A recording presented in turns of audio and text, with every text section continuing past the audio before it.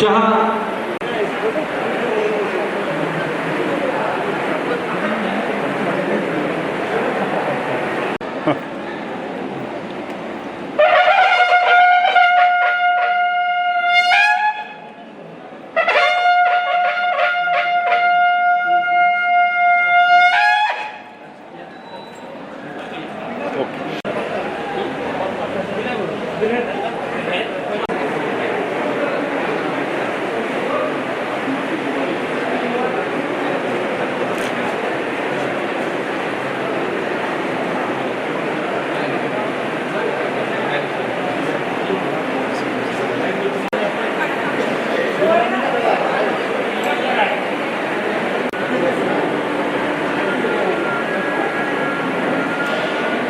Hello hello hello mike testing hello hello hello hello hello hello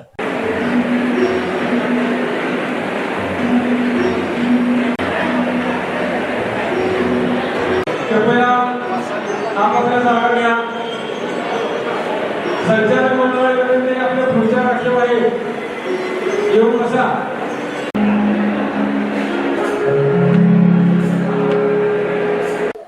आपण पहिलं स्वर्गीय सौ विनुताई चव्हाण स्मृती मराठी साहित्य संमेलन आयोजित करतोय.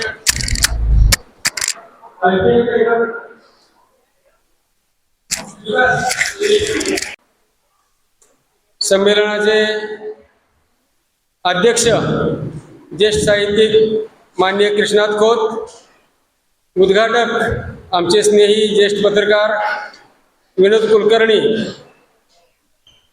विशेष अतिथी माननीय सूरज जामदाडे, नंदकुमार सावंत आणि व्यासपीठाच्या समोरील सर्व या सत्रामध्ये सहभागी होणाऱ्या डॉक्टर सुनंदा शेळके आणि आपण सर्व त्या सर्वांचं मी सुरुवातीला औपचारिक स्वागत करतो आणि आजच्या संमेलनाचे अध्यक्ष आणि अतिथींना विनंती करतो की त्यांनी दीप प्रज्वलन करावं.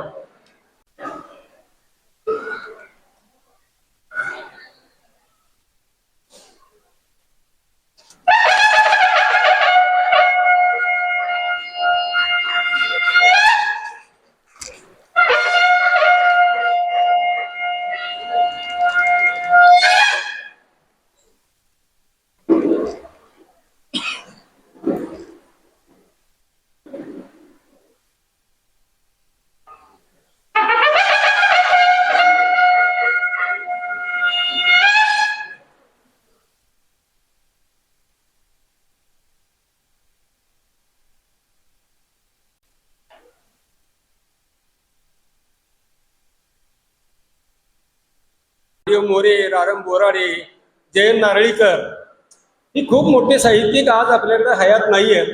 त्यांचं स्मरण या निमित्तानं व्हावं हे बोलण्या पाठीमागचा हेतू आहे. यानंतर नादश्रीचे माननीय मकरंद किर्लोस्कर आणि त्यांचे सहकारी.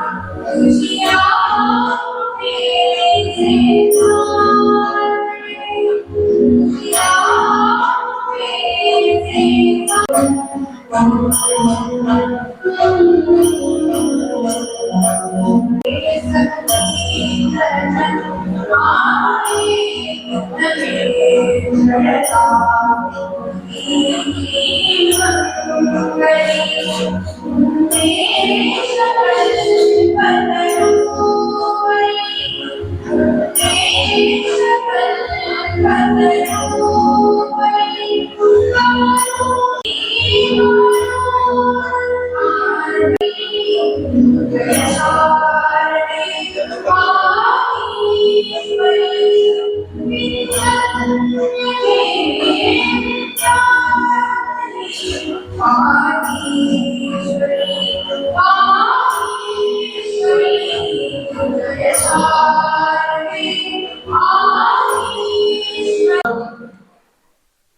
थोडंसं अपूर्णत्व आहे.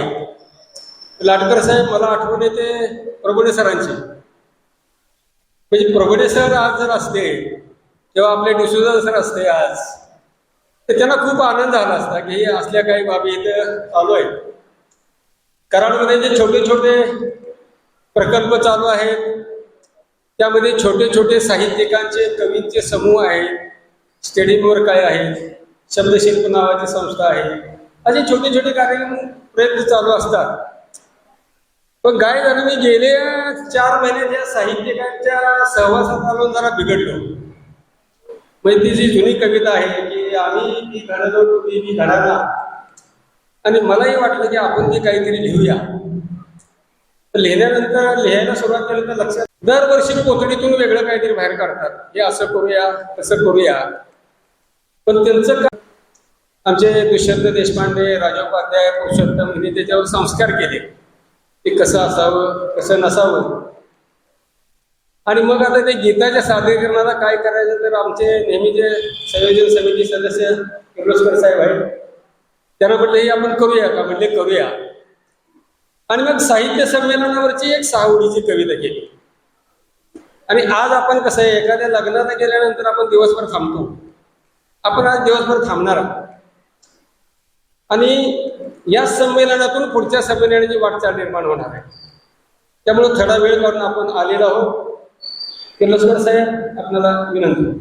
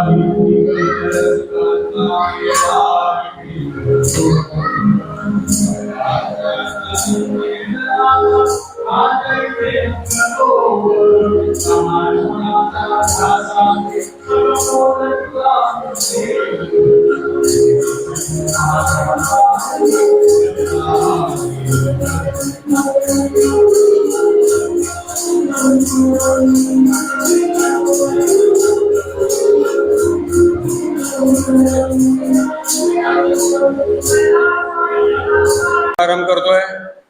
आजच्या संमेलनाचे अध्यक्ष माननीय कृष्णात खोत, साहित्य अकादमी पुरस्कार विजेते आमचे कुटुंब प्रमुख माननीय मुनीर भगवान सावकार यांना मी विनंती करतो की त्यांनी आजच्या साहित्य संमेलनाचे अध्यक्ष माननीय कृष्णात खोत यांचं स्वागत आणि सत्कार करावा.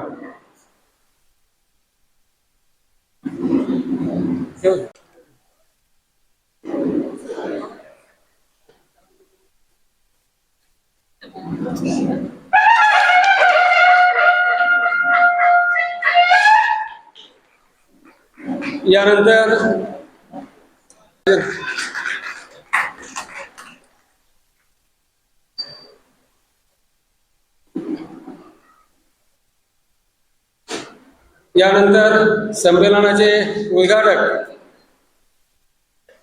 अखिल भारतीय मराठी साहित्य संमेलन 99चे कार्याध्यक्ष माननीय विनोद कुलकर्णी यांचं स्वागत आणि सत्कार आमच्या संस्थेचे चेअरमन माननीय राजन वेळापुरे यांनी करावं अशी विनंती करतोय.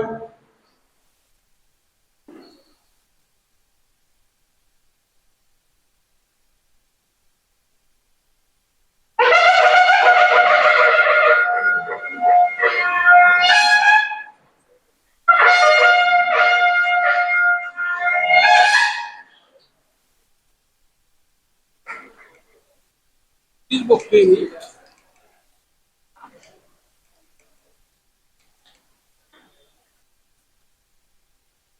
धन्यवाद सर. यानंतर आजचे विशेष अतिथी कराड तालुका सहकारी पतसंस्था फेडरेशनचे अध्यक्ष माननीय सूरज जामदाडे यांचं स्वागत आणि सत्कार आमचे संचालक माननीय शरदचंद्र देसाई यांनी करावं अशी मी विनंती करतोय.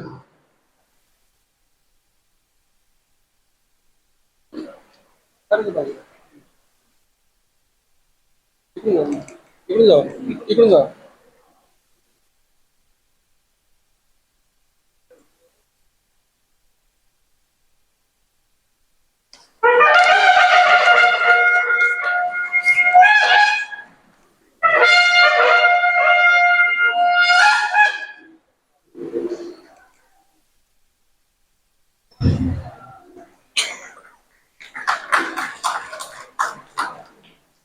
यानंतर आजचे विशेष अतिथी मसाप शाहूपुरी साताराचे अध्यक्ष माननीय नंदकुमार सावंत यांचं स्वागत आणि सत्कार आमचे ज्येष्ठ संचालक मान्य अरुण जाधव यांनी करावा अशी मी विनंती करतो.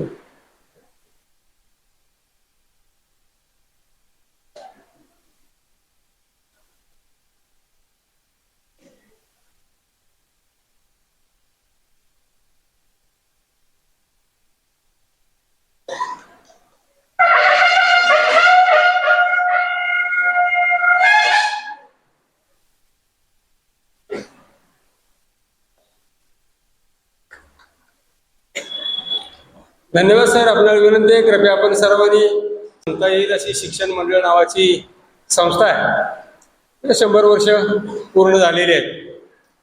माझ्या सुदैवानं आणि माझ्या कुटुंबियांच्या सुदैवानं 35 वर्ष माझी सेवा त्या संस्थेमध्ये झालेली आहे आणि त्याच संस्थेचा मी विद्यार्थी आहे. म्हणजे माझ्या आयुष्यातला मोठा भाग म्हणजे विद्यार्थी दशेतला आणि नोकरीतला त्या मंगळवार पेठेतल्या कोपऱ्यावरची जी जागा आहे नाक्याच्या शेजारी तिथं व्यतीत झालं आहे. त्यामुळे मला खूप त्या संस्थेविषयी आणि त्या मातीविषयी आदर आहे. मग ज्यावेळेला शतक महोत्सवाची सुरुवात झाली त्यावेळेला वेगळा प्रकल्प काहीतरी असावा ही एक संकल्पना आमचे राजाभाऊ लाटकर असो, आमचे सेक्रेटरी शेखर देशपांडे असो, चेअरमन बाळासाहेब कुलकर्णी, अरुण काकडे पाठीमागे बसलेले आहेत, माझे विद्यार्थी संघाचे सुधीर एकांडे. मग प्रकल्प काय असते, प्रत्येक कार्यक्रमात एखादी स्मरणिका निघते, ती कुठेतरी घरामध्ये जाऊन बसते आणि पडते, ती पानं उलटली जातात किंवा जात नाही, हा भाग वेगळा असतो. मग यातून संकल्पना अशी आली की शिक्षण मंडळाच्या शताब्दी वर्षानिमित्त आपण एक डायरी प्रसिद्ध करूया. आणि त्या डायरीचं बहुतांशी काम हे आमचे मित्र अरुण काकडे यांच्याकडे सोपवलं गेलं. त्यांचे सहकारी त्यांच्याबरोबर आम्ही बी आम्हाला माहीत असणारी 1-2 नावं दिली. म्हणजे ही बघा त्यात बसतंय का, ती बसली. तर या दैनंदिनीचं वैशिष्ट्य असं आहे की 2020 पेक्षा जास्त 2020 म्हणजे 2020 दुष्यंतराव बरोबर आहे ना, काही चुकलं तर खाल्लं सांगत जास्त साहित्यिकांचा जन्म व स्मृतिदिनांचा समावेश या डायरीमध्ये. सुमारे 2020 पुस्तकांची नावे नमूद करण्यात आली. त्यामध्ये आंतरराष्ट्रीय, राष्ट्रीय तसेच राज्य पातळीवर 700 पेक्षा जास्त पुरस्कार प्राप्त साहित्य कृतींचा समावेश करण्यात आलेला आहे. निरनिराळ्या साहित्य प्रकारानुसार त्या त्या प्रकारच्या मराठीतील प्रथम साहित्य कृतीचा त्यांच्या लेखासह उल्लेख येथे केलेला आहे. आणखी एक वैशिष्ट्य म्हणजे जन्म व स्मृतिदिन एकच दिवशी फक्त साल वेगळं असणाऱ्या निरनिराळ्या भाषेतील 12 साहित्यिकांचा उल्लेख त्या त्या दिवशी ठळक स्वरूपात दिलेला आहे. तसेच पहिल्या मराठी साहित्य संमेलनापासून 2020 अखेरच्या सर्व संमेलनाचे स्थान, त्याचे अध्यक्ष व त्यांनी लिहिलेली काही पुस्तके यांचाही समावेश या दैनंदिनीमध्ये करण्यात आलेला आहे.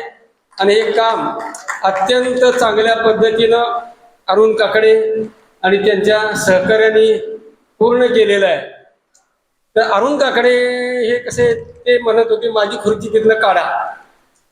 आमच्या सावकारांनी सांगितलं की चव्हाण सर ज्यावेळेला नियोजन करतात त्यात आम्ही सुद्धा बदल करत नाही, त्यामुळे तुमची खुर्ची तिथंच राहील. माझ्या येऊन कानाला लागले, म्हणजे माझा सत्कार करू नका. त्यांना मी म्हटलं, मी सोडलं तर तुमचा तरी सत्कार कोण करणार? शिक्षण मंडळानं डायरीसाठी एकदा केलेला आहे. तर खोत साहेबांना विनंती आहे की आपण अरुण काकडे यांचा सन्मान करावा, त्यांचा सत्कार करावा. या साहेब.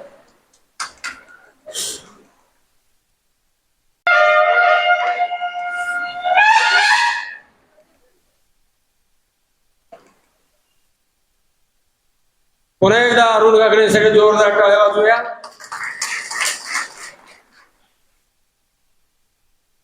त्यावेळेला तयारी चालू झाली त्यावेळेपासून सुधीर एकांडे, अरुण काकडे आणि अजून काही सहकारी समोर बसले, ते वेगवेगळ्या कार्यक्रमाच्या माध्यमातून समोर येतील.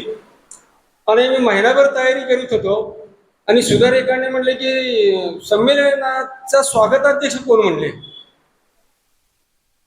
मी सांगितलं, म्हणजे जे आमच्या कुटुंबाचे प्रमुख आहेत ते स्वागताध्यक्ष.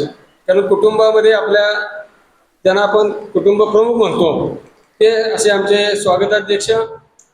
आणि या संमेलनाचे कल्पक नेतृत्व माननीय मुनीर बागवान सावकार, त्यांचं आपल्या वतीनं आपण सर्वांनी एकदा टाळ्या वाजवून स्वागत करू. आणि स्वागताध्यक्षांना विनंती करतो की त्यांनी आपलं मनोगत व्यक्त करावं. संमेलनाचे अध्यक्ष ज्येष्ठ साहित्यिक माननीय कृष्णात खोत साहेब, उद्घाटक माननीय विनोद कुलकर्णी, विशेष अतिथी माननीय सूरज जमदाडे, माननीय नंदकुमार सावंत व उपस्थित साहित्य रसिकांचे स्वागताध्यक्ष या नात्याने आपल्या सर्वांचे स्वागत करतो. सौ वेणुताई चव्हाण यांच्या जन्मशताब्दी निमित्ताने त्यांच्या स्मृती चिरंतन राहाव्यात या हेतूने आमच्या संस्थेने 2 उपक्रम हाती घेतले. या वर्षापासून स्वर्गीय सौ वेणुताई नावाने समाजभूषण महिला पुरस्कार देण्यास सुरुवात केली. दुसरे म्हणजे या वर्षापासून स्वर्गीय सौ वेणुताईंच्या नावानेच मराठी साहित्य संमेलन आयोजित करण्यास सुरुवात केली. हा उपक्रम दरवर्षी नियमित आम्ही आयोजित करणार आहोत. समाजातील विचारवंत साहित्यिक, कलावंत, लेखक, कवी समाजाला दिशा देत असतात. त्यांच्या विचारामध्ये व लेखणीमध्ये समाजाला दिशा देण्याची शक्ती असते. समाजाला सलोखा व शांतीच्या मार्गाने वाटचाल करण्यासाठी साहित्यिक मार्गदर्शन करू शकतात. या परिस्थितीमध्ये विचारवंत समूह एकत्र यावे, विचार मंथन व्हावे, विचार समाजामध्ये पसरावेत, यासाठी आजचा हा सोहळा आहे. विचारवंत हा आपल्या संस्थेचा श्वास आहे. स्वर्गीय यशवंतराव चव्हाण यांची कर्मभूमी, यांच्या विचारांचा जागर व्हावा म्हणून गेली 13 वर्ष यशवंतराव चव्हाण सामाजिक कर्तव्यता पुरस्कार सोहळा आपण करतो. संस्थेने माननीय आनंद दीक्षित, माननीय कविश्रेष्ठ नादो महानोर, माननीय सदानंद मोरे ज्येष्ठ साहित्यिक पुणे, माननीय नाना पाटेकर, मकरंद अनासपुरे स्थापित नाम फाउंडेशन, माननीय शांतीलाल मुता, माननीय इंद्रजित देशमुख काकाजी, खासदार श्रीनिवास पाटील साहेब, स्वर्गीय आमदार PD पाटील साहेब मरणोत्तर सन्मानित, पद्मभूषण स्वर्गीय कर्मवीर भाऊराव पाटील मरणोत्तर सन्मानित, स्वर्गीय जयवंत भोसले मरणोत्तर सन्मानित, माननीय रवींद्र पेडकिहा, सौ भाग्यश्री कुलकर्णी प्रभुणे, माननीय विश्वास महिपती पाटील यांना पुरस्कार प्रदान करण्यात आला. स्वर्गीय वेणुताई चव्हाणच्या स्मृती जपल्या जाव्यात म्हणून यावर्षी पासून आपण स्वर्गीय वेणुताई चव्हाण महिला शक्ती गौरव पुरस्कार प्रदान करण्यास प्रारंभ केला आहे. या संस्थेने पहिला स्वर्गीय सौ वेणुताई चव्हाण महिला शक्ती गौरव पुरस्कार कराडच्या माननीय अंजनी अनिल शहा यांना प्रदान केला.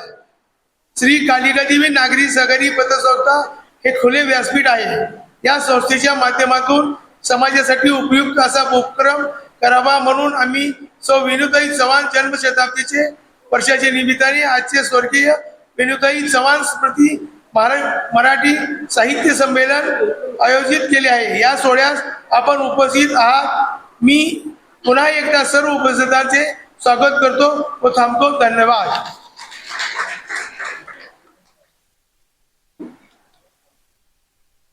कार्यक्रमाचा पुढचा टप्पा प्राध्यापक विलास सुर्वे यांना विनंती आहे. त्याने आजचे संमेलनाध्यक्ष माननीय कृष्णात खोत यांचा थोडक्यात परिचय करून द्यावा. समोरील सर्व मान्यवर, या सर्वांना नमस्कार. मी विलास सुर्वे आजच्या प्रमुख पाहुण्यांचा परिचय करून देण्यासाठी या ठिकाणी उभा आहे. तर असं म्हणतात की सुगंधी फुलं आणि कर्तृत्ववान व्यक्ती यांचा परिचय समाजाला करून द्यावा लागत नाही, तो त्यांच्या कार्यातून आपोआपच होत असतो. तरी एक कार्यक्रमाचा भाग म्हणून आपण या ठिकाणी पाहुण्यांचा परिचय करून देतोय. आदरणीय कृष्णात खोत सरांचा जन्म 1 जून 1970 रोजी ऐतिहासिक अशा प्रकारच्या कोल्हापूर जिल्ह्यामध्ये आणि इतिहास प्रसिद्ध अशा पन्हाळगडाच्या पायथ्याशी निकमवाडी नावाचं गाव आहे, या गावामध्ये झाला. सरांची नोकरी कळे विद्या मंदिर आणि ज्युनियर कॉलेज कळे येथे सुरू आहे. सरांनी जवळपास एकूण 6 कादंबऱ्या लिहिलेल्या आहेत. कादंबऱ्यांचा उल्लेख चव्हाण सर आपल्या सूत्रसंचालनामध्ये करतीलच, परंतु या कादंबऱ्यांसोबतच एक ललित कथेही सरांनी लिहिलेला आहे. सरांच्या कादंबऱ्यांचा अनुवाद कन्नड आणि इंग्रजी अशा दोन्ही भाषांमधून झालेला आहे.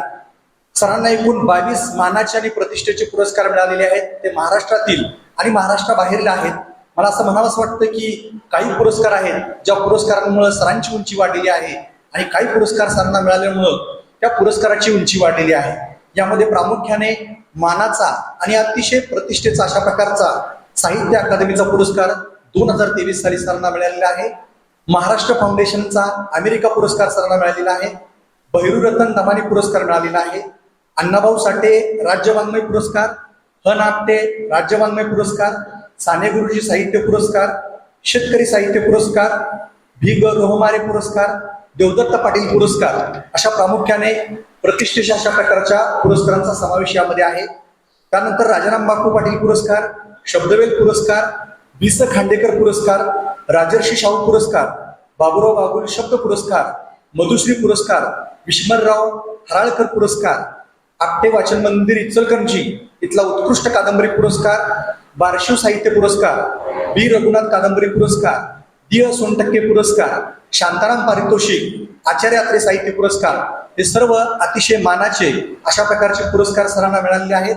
सरांच्या पुस्तकांचा, कलाकृतींचा अनेक विद्यापीठांमध्ये समावेश झालेला आहे. त्यामध्ये प्रामुख्याने आपल्याला असं म्हणावंसं वाटतं की मुंबई विद्यापीठ, जळगाव विद्यापीठ, सोलापूर विद्यापीठ, कोल्हापूर विद्यापीठ, बेळगाव या विद्यापीठातील BA आणि MAच्या अभ्यासक्रमामध्ये सरांच्या कथा आणि कादंबरीचा समावेश झालेला आहे. सरांना अनेक ठिकाणी मानाचं अशा प्रकारचं साहित्य संमेलनाचं अध्यक्षपद मिळालेलं आहे. त्यामध्ये प्रामुख्याने कडोली, बेळगाव, चिंचवाड, भिलवडी, खानापूर, बलवडी, सावळज, बिसूर, उत्तर या साहित्य संमेलनाचं अध्यक्षपद घुसवलेलं आहे. सर आपलं पुन्हा एकदा या ठिकाणी मनपूर्वक स्वागत करतो आणि आपला अल्प परिचय या ठिकाणी थांबवतो. धन्यवाद. व्यासपीठावर बसलेले जे इतर पाहुणे आहेत ते आमच्या घरचेच आहेत. त्यामध्ये विनोद कुलकर्णी आहेत. त्यांनी नुकतंच सातारला साहित्य संमेलन आयोजित केलं होतं. मसाप शाखा सातारची शाहूपुरी ते चालवतात. पत्रकार आहेत आणि सहकारातील आहेत. म्हणजे गुजराती पतसंस्था असो किंवा बुडीत गेलेली जनता बँक वर काढणारी असो, ते विनोद कुलकर्णीच आहे. एवढा त्यांचा परिचय हा पुरेसा आहे. दुसरे जे आपले सूरज जमदाडे आहेत ते सुद्धा सहकारातील मोठे कार्यकर्ते आहेत. ते कराड तालुका ज्या सहकारी पतसंस्था आहेत त्या फेडरेशन आहे, त्या फेडरेशनला ते मार्गदर्शन करतात. आणि नंदकुमार सावंत की ज्यांच्या अध्यक्षतेखाली मसाप शाहूपुरी सातारा यांनी हे संमेलन आपलं 99 आयोजित केलं आणि आमच्या त्या रोजच्या संपर्कातील आहेत. यानंतर पुढच्या कार्यक्रमाकडे आपण वळतोय. रोटरी क्लब पुणे पर्वती इथं एक स्पर्धा आयोजित केलेली होती. ऋतू यावरील काव्यलेखन स्पर्धा होती. आमच्या संयोजन समितीचे सदस्य आणि संपादकीय मंडळ जे आमचं स्वप्नगरीत आहे त्याचे सदस्य माननीय दुष्यंत देशपांडे यांना या लेखन स्पर्धेमध्ये, कविता लेखन स्पर्धेत विशेष पुरस्कार मिळालेला आहे. आम्ही आपल्या संयोजन समितीच्या वतीनं त्यांचा सत्कार करतोय. देशपांडे सर आपण व्यासपीठावर यावं आणि खोत साहेब आपल्याला विनंती आहे की आपण दुष्यंत देशपांडेचा सत्कार करावा.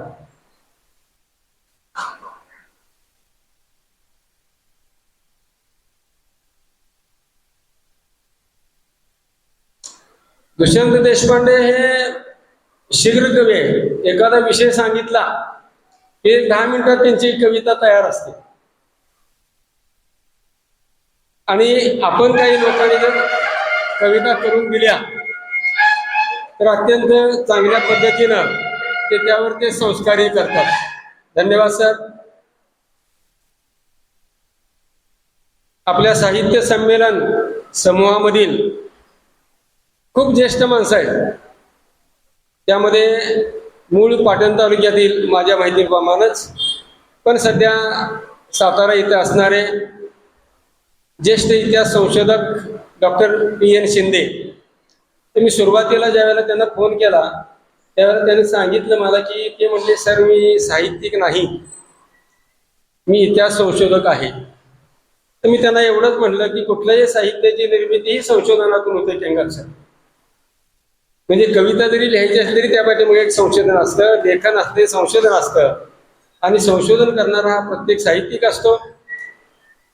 तर त्यांचे मध्ये मी काही फोटो वगैरे बघितले तर ते लंडनच्या लायब्ररीमध्ये जाऊन काही त्यांनी रेफरन्सेस वगैरे तिथं घेतलेले आणि त्यांनी इच्छा व्यक्त केली की त्यांचा अलिजाह बहादर महादजी शिंदे आणि शंभूपुत्र छत्रपती थोरले शाहू महाराज हे 2 पुस्तकं ते म्हणले मला तुम्हाला भेट द्यायचे आणि मला 1-2 मिनिटं व्यासपीठावर संधी हवी. म्हटलं सर तुम्ही आमच्यामध्ये ज्येष्ठ आहात, तुम्हाला 2 मिनिटं संधी मिळतो, फक्त ती 2 मिनिटापुरती मर्यादित आहे. तर सर PN शिंदे सरांना विनंती आहे की आपण यावं. आणि आमच्याकडे प्रथा आहे की माझ्याकडे जरी काही द्यायचं असलं तरी आमचे कुटुंब प्रमुख ते स्वीकारतात. तर आपली जी पुस्तकं आहेत ते स्वीकारतील आणि आमच्यापर्यंत पोहोचवतील. संजय सर फोटो काढा सर. सर इकडून या. हा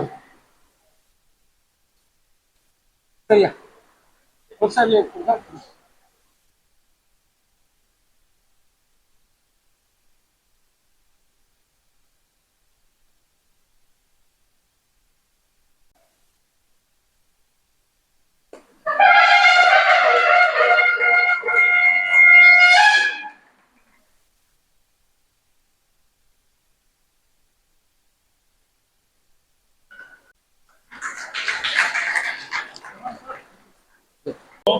सातारचे छत्रपती थोरले प्रतापसिंह महाराज ज्यांना इंग्रजांनी कैद करून बनारसला पाठवलं आणि तिथे त्यांचे अतिशय हाल होऊन ते मरण पावलेले आहेत. ते प्रतापसिंह महाराज या शाहू महाराजांचे ते पणतू. शाहू महाराजांनी 42 वर्ष राज्य केलं सातारमधून. सातारा ही राजधानी होती आणि प्रतापसिंह महाराजांनी सुद्धा सातारमधूनच राज्य केलेलं आहे. तर असे हे ऐतिहासिक विषय मी हाताळलेले आहेत. आणि तत्पूर्वी मी ज्यांनी दिल्लीच्या लाल किल्ल्यावरती आपला भगवा ध्वज फडकवीत ठेवला सुमारे 30-35 वर्षे ते थोर पराक्रमी सरदार महादजी शिंदे यांच्यावरती हा एक 700 पानी ग्रंथ लिहिलेला आहे. हे कार्य करताना आम्ही खूप कष्ट घेत असतो. अर्थात ते सांगित बसण्यामध्ये अर्थ नसतो, फक्त त्याची फलश्रुती सांगावी, निर्मिती सांगावी. आणि त्यान्वये हे 2 ऐतिहासिक ग्रंथ आतापर्यंत जे मी साकार केलेले आहेत ते मी आपल्याला आनंदाने भेट दिलेले आहेत. आपण त्याचा स्वीकार केला, आम्हाला इथे संधी दिली, बोलविलं, त्याबद्दल चव्हाण सर आणि आपण सर्व मान्यवर आपले मनपूर्वक आभार मानून मी थांबतो. बहुधा 2 मिनिट मी क्रॉस केले नसावेत असं गृहीत धरतो. धन्यवाद. काय असतं की आम्हाला नवीन नवीन कल्पना सुचतात आणि हे साहित्य संमेलन सुरू झाल्यापासून आपल्या स्थानिक कवी आणि साहित्यिकांनी खूप पुस्तकं संस्थेमध्ये आणून ठेवलेले आहेत. म्हणजे त्याला काही वेगळी म्हण आहे मला सांगता येणार नाही. डेव्हलप करायचे, तिथं बसायची उत्तम सोय करायची. संस्थेत येणारा ग्राहकच असो असं नाही आहे, कुणीही यावं आणि तिथं उपलब्ध असणारी पुस्तकं वाचावी, फक्त आठवणीने तिथं परत ठेवावी अशी सूचना दिला लावा. तर येत्या 2 महिन्यामध्ये आपल्याकडे जेवढी एकत्रित झालेली पुस्तकं आहेत ते आपल्या संस्थेमध्ये पहिल्या मजल्यावर असतील. ज्यांनी आजपर्यंत दिलेली नाही त्यांनी अजून ती पुस्तकं दिली तरी चालेल. हा एक नवीन उपक्रम आहे आपला. यानंतर संमेलन म्हणलं की नवीन नवीन कल्पना येत असतात. अनेक लोकांचे फोन यायला लागले की आमच्या पुस्तकाचं प्रकाशन करायचं आहे. मी म्हणलं जर पुस्तकांचं प्रकाशन नसेल तर ते संमेलन कसलं. 5 मिनिटं त्यासाठी गेली तरी चालतील. अगदी कोल्हापूरपासून लोकांच्या पुस्तकांचं प्रकाशन होणार आहे. फक्त त्यांना विनंती आहे त्यांनी स्वतःची पुस्तकं घेऊन व्यासपीठावर या बाजूने यावं आणि त्याच बाजूनं खाली उतरायचंय. माननीय रेखा दीक्षित कोल्हापूर यांचं अमृत पर्यटनानुभव आणि वनसखी पलपब पब्लिकेशन अहमदाबाद त्यांचा सन्मानही आपण करतोय आणि त्यांच्या पुस्तकाचं प्रकाशनही आपण करतोय. तर सुरुवातीला आपण संमेलनाध्यक्षांचे असते त्यांचा सन्मान करूया.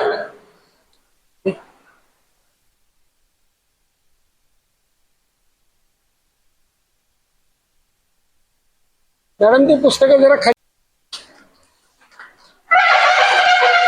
यानंतरचं जे प्रकाशन आहे ते कराडमध्ये महालिंग मुंडेकर योगातून आरोग्य त्यांनी तयार राहायचंय.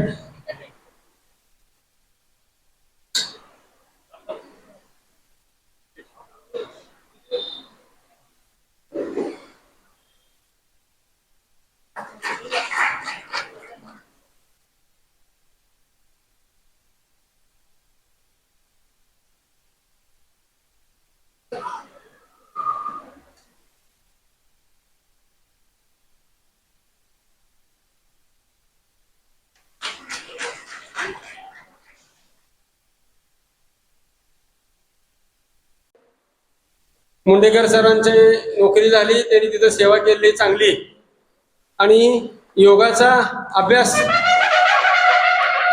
आणि स्वतः ते योगाची प्रशिक्षण शिबिरं आजपर्यंत घेतात.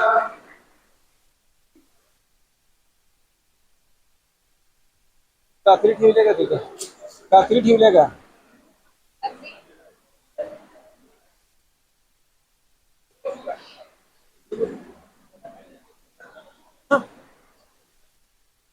नाही बसा पुढे. तुम्हाला शिक्षण होते माझ्या पिशवी.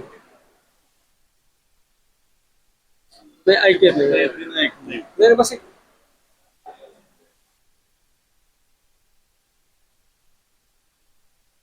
यानंतर आमचे संयोजन समिती सदस्य डॉक्टर माणिक बनफुल कराड त्यांचं पुष्पवेल हा कविता संग्रह आहे.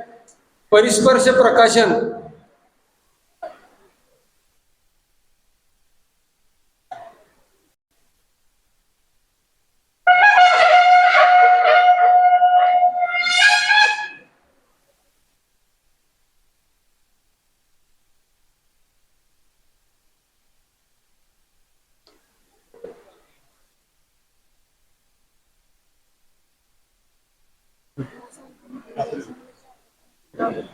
तुझ्या हातात दे.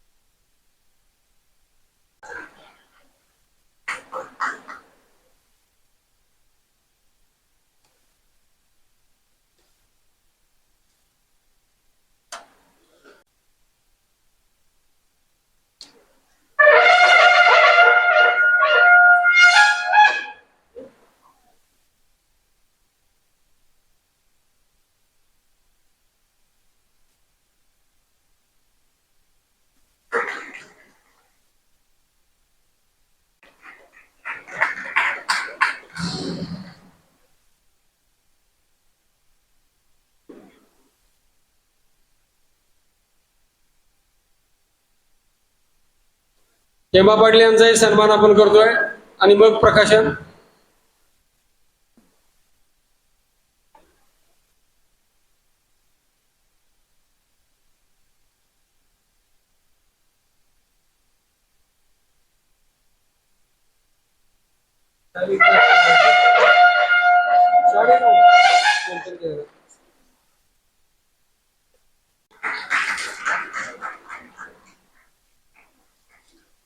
यानंतरचं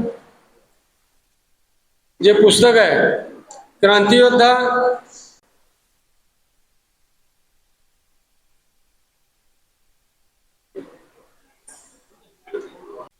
मॅडम तेवढं तिकडे त्यांचं आहे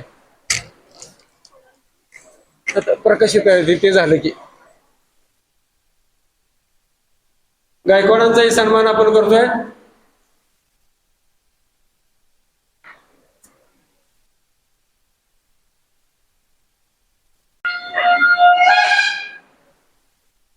धन्यवाद सर. आपल्याला संमेलन अध्यक्ष आहेत ज्येष्ठ साहित्यिक माननीय कृष्णात खोत. त्यांनी 2005 ते 2026 मध्ये माझ्या माहितीप्रमाणे आकडा चुकत नसेल तर 8 आविष्कार दिलेले आहेत. आपण सर्वजण कादंबरी वाचतो त्याची एक प्रथा आहे, आपल्याला एक सवय आहे वाचताना की कादंबरी म्हणलं की तिला नायक असतो, तिला नायिका असते, खलनायक, सहपात्र.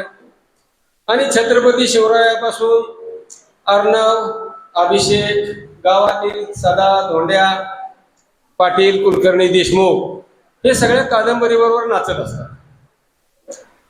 सरांच्या कादंबऱ्या त्यांची नावं ज्या वेळेला मी बघितलेली, त्या कादंबऱ्या वाचल्या,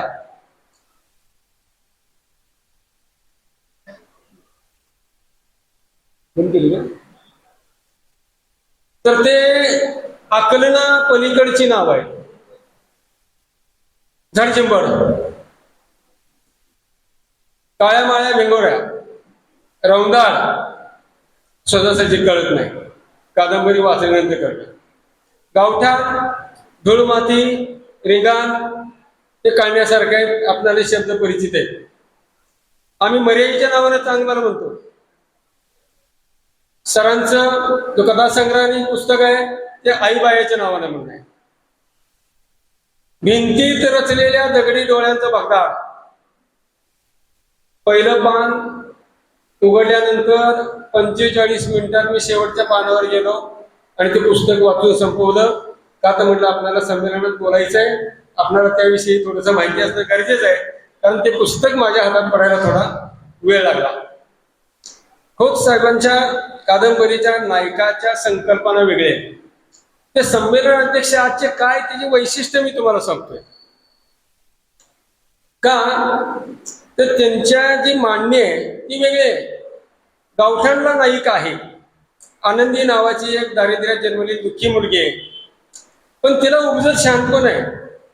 पन्हाळ्याच्या पायथ्याशी खेड्यातील माणसांचं जे निसर्गाशी नातं जपलं जातं ते या कादंबरीमध्ये चित्रित केलेलं आहे. रौंदळ हा मराठी सिनेमाला त्याचा काही संबंध नाही आहे. नायक नायिका यामध्ये नाहीये.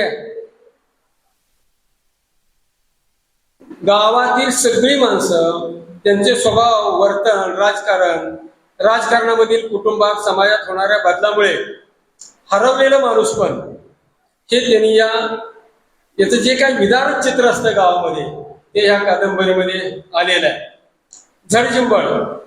झडचिंबडच्या 4 आवृत्ती प्रसिद्ध झाल्या, कन्नड भाषेत अनुवाद झालाय. आणि विशेष म्हणजे मी जे वाचलं त्या हिशोबानं या कादंबरीचा नायक हा पाऊस आहे.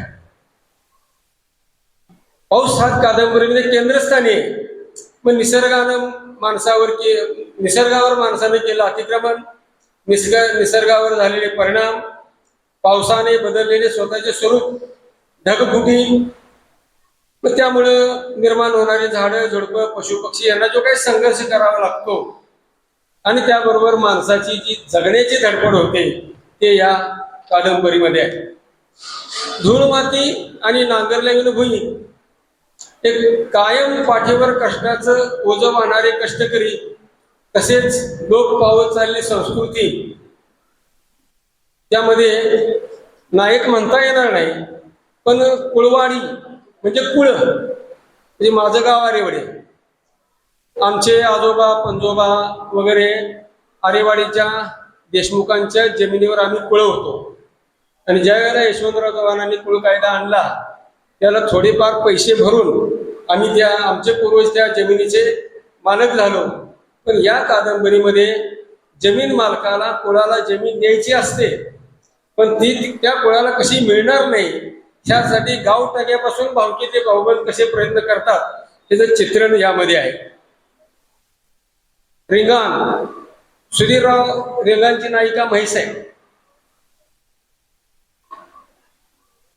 म्हणजे जे काही मी वाचलं त्यातले मी सांगतोय, कदाचित त्यांची संकल्पना वेगळी असेल. म्हणजे पूर्वीचा काळ असा होता की ज्या वेळेला मोठा दुष्काळ पडायचा, आज बी ते आहे, बीडमध्ये आहे, मराठवाड्यामध्ये आहे, की आपली जनावरं घेऊन माणसं सगळी प्रस्थान करायची.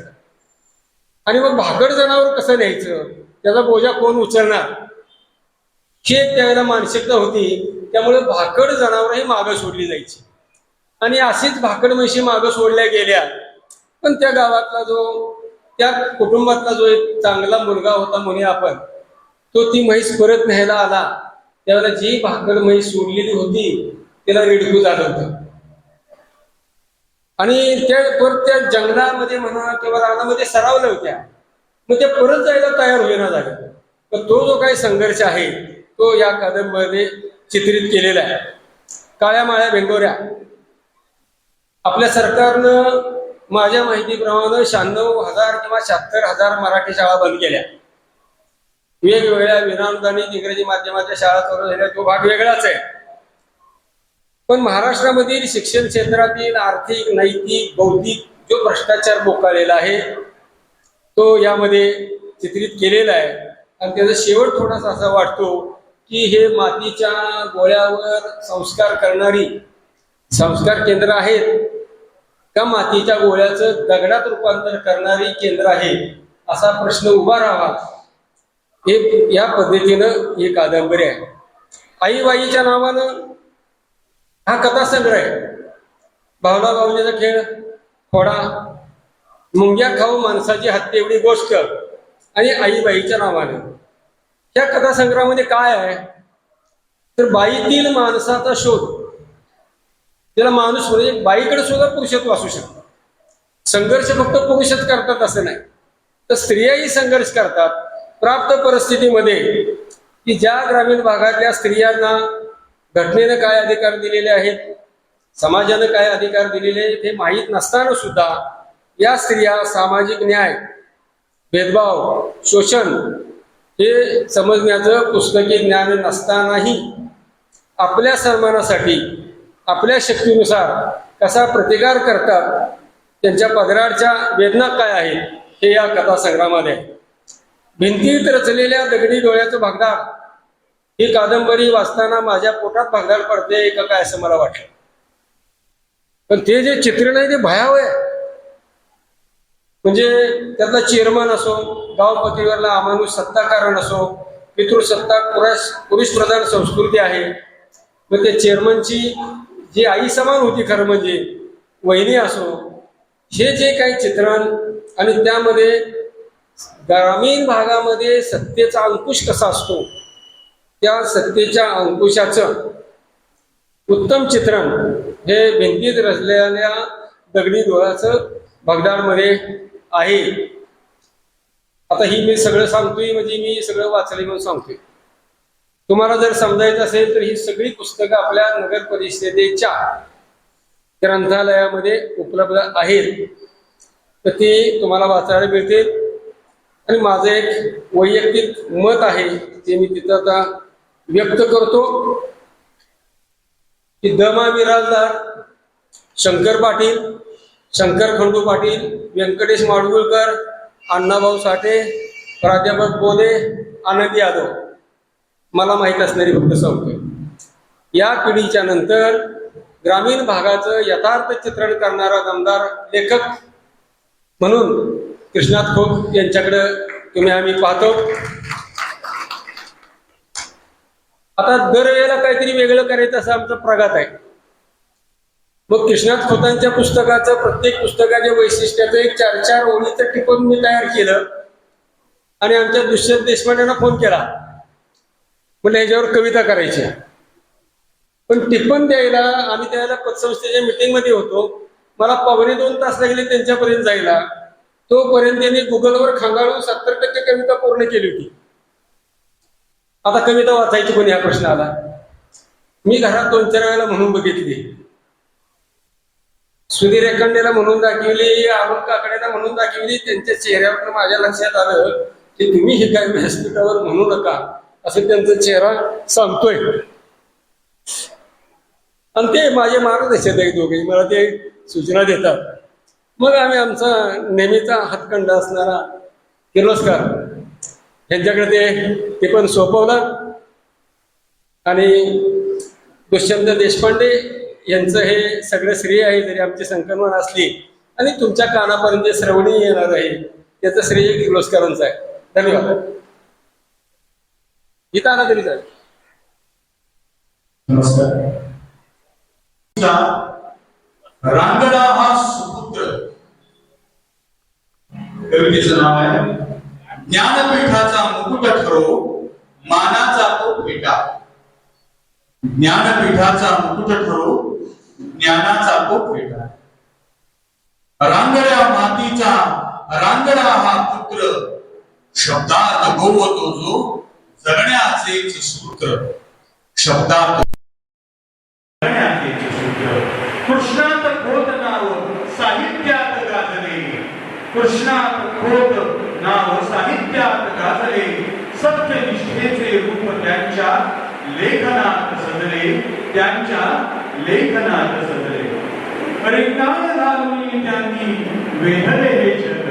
रिंगाण घालून त्यांनी वेधले हे जग. विस्थापितांचे दुःख त्यात मांडले अथांग. त्यात मांडले अथांग. धरणग्रस्तांची ती वेदना. धरणग्रस्तांची ती वेदना. तो अस्वस्थ करणारा लढा वाचकांच्या काळजाला देऊन गेला कळा. गावठाणच्या पाऊल वाटा गावाची साक्ष देती. गावठाणच्या पाऊल वाटा गावाची साक्ष देती. बदलत्या काळासोबत कशी बदलते ही माती. बदलत्या काळासोबत कशी बदलते ही माती. गावाकडच्या माणसांची सुखदुःखे त्यांचे क्लेश. भोटांच्या लेखणीनं टिपला अचूक तो प्रदेश.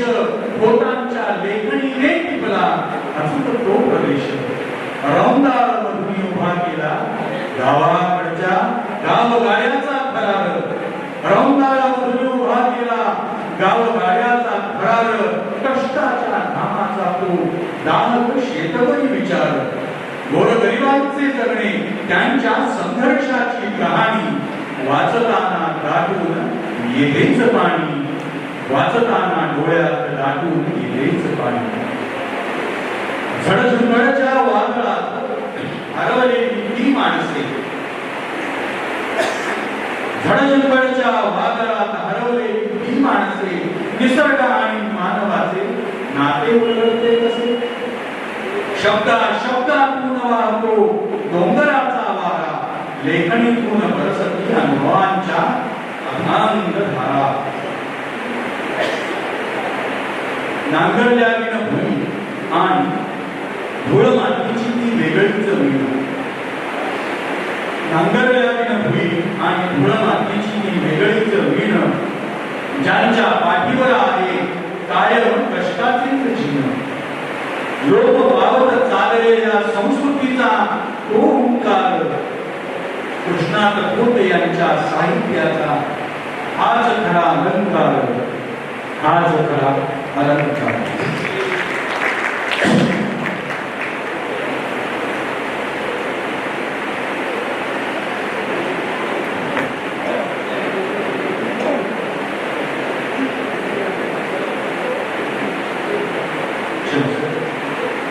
रूढी परंपरा या पल्याची.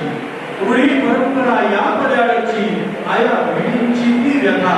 लेखणीतून उमटते बाईच्या अस्तित्वाची व्यक्तिगाथा. आईबाईच्या नावानं आईबाईच्या नावानं कथा संग्रहाचा तो थाट दाखवितो साहित्याला एक नवी समृद्ध वाट. घट्ट भिंतीत रचलेले पुरुषप्रधान दोन कावळे. घट्ट भिंतीत रचलेले पुरुषप्रधान दोन कावळे. गावातील सत्ता कारण उलगडून दाखविती हे डोळे. भिंतीत रचलेल्या दगडी डोळ्यांचे भगदाड, भिंतीत रचलेल्या दगडी डोळ्यांचे भगदाड. ही कला मन हेलावून जाते, वास्तव दाखवी वाचकाला. ही कला मन हेलावून जाते आणि वास्तव दाखवी वाचकाला. काळ्या माया भिंगोऱ्या, काळ्या माया भिंगोऱ्या शोधली उजेडाची नवी पहाट. विना अंजात शाळेत अडकली शिक्षणाची बिकट वाट. मातीच्या गोळ्यांचे इथे दगड होताना पाहतोय समाज. चिमुरड्यांच्या भविष्यासाठी उठणार का कधी आमचा आवाज. साहित्य अकादमीचा मान मिळाला लेखणीला, साहित्य अकादमीचा मान मिळाला लेखणीला. वंदन या मातीच्या हऱ्याकुऱ्या शिल्पकाराला. शेत शिवाराचा सुवास ज्यांच्या प्रत्येक पाना पानात, शेत शिवाराचा सुवास ज्यांच्या प्रत्येक पाना पानात. कृष्णात पोत सदैव राहतील मराठीच्या मनामनात. कृष्णात पोत राहतील सदैव मराठीच्या मनामनात. ही आमची आता सर्व आपल्या रसिकांची अपेक्षा या कडव्यातून पुस्तक पुष्पांनी व्यक्त केले. पहा, याच श्रेष्ठ कलाकृतीला मिळो सन्मान मोठा. याच श्रेष्ठ कलाकृतीला मिळो सन्मान मोठा. ज्ञानपीठाचा मुकुट, ज्ञानपीठाचा मुकुट ठरो मानाचा तो भेटा. मराठी साहित्याचा झेंडा विश्वात डोलू दे. या महान लेखणीला सर्वोच्च हा पुरस्कार मिळवे, सर्वोच्च हा पुरस्कार मिळवे. धन्यवाद. धन्यवाद सर. यशवंतरावांच्या कर्मभूमीमध्ये आणि कृष्णा गोविंदा प्रतिसंगमी सरांनी साहित्य प्रेमींचं तुमच्या पाठीमागे सदिच्छा आहेत. या कलाकृतीला ज्ञानपीठाचा पुरस्कार मिळावा आणि जे कराडमध्ये सुरू होतं आपल्या स्वातंत्र्य चळवळीपासून ते निश्चितपणे यशदायी होतं. पुन्हा एकदा त्यांना आपण शुभेच्छा दिल्या. ज्ञानपीठाच्या पुरस्कारासाठी काय आलो कार्यक्रमाच्या शेवटाला आपण निघालो. आजचे उद्घाटक माननीय विनोद कुलकर्णी आपलं उद्घाटनाचं भाषण करणार आहे, पण ते कुलकर्णी हे नाव आल्यामुळे मला थोडंसं आठवण.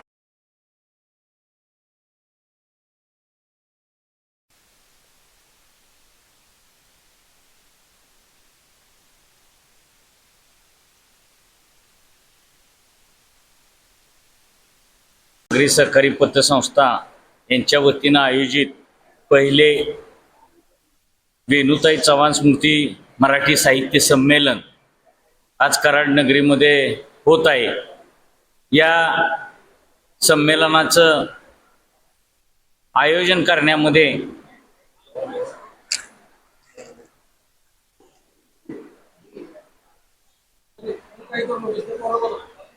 वेणुताईंच्या नावानं पहिल्या मराठी साहित्य संमेलनाचं उद्घाटन झालं असं मी प्रथमतः जाहीर करतो. सातारा जिल्ह्याला सहकाराची मोठी परंपरा आहे. सातारा जिल्ह्याच्या सहकाराचा पाया सुद्धा यशवंतराव चव्हाण साहेबांनी घातलेला होता. पण सहकारी पतसंस्था साहित्यामध्ये फारशा काम करत नाही आणि कराडच्या कालिका देवी पतसंस्थेनं हा नवीन पायंडा सुरू केलेला आहे आणि साहित्याचा आणि सहकाराचा एक नवा प्रीती संगम या संमेलनातून उदयास आलेला आहे. कालिका देवी पतसंस्थेचे जे कुटुंब प्रमुख आहेत मुनीर बागवान सावकार यांचं मी ह्या उपक्रमाविषयी मनापासून अभिनंदन आणि कौतुक करतो की ह्या उपक्रमाच्या पाठीशी त्यांनी आपल्या कालिका देवी पतसंस्थेची सर्व शक्ती उभी केलेली आहे. आणि पहिलं संमेलन असा उल्लेख केल्यामुळे हे संमेलन दरवर्षी होणार आहे याची मला आता खात्री पटलेली आहे. सातारा जिल्ह्याला साहित्य संमेलनाची सुद्धा मोठी परंपरा आहे. वेगवेगळ्या प्रकारची संमेलनं आपल्या जिल्ह्यामध्ये होतात आणि त्या संमेलनामधलं हे सर्वोत्कृष्ट असं संमेलन कराडमध्ये आज भरलेलं आहे. या संमेलनाच्या अध्यक्षपदी ज्यांना साहित्य अकादमीचा पुरस्कार मिळालेला असे प्रसिद्ध कादंबरीकार कृष्णात खोत यांची निवड केली.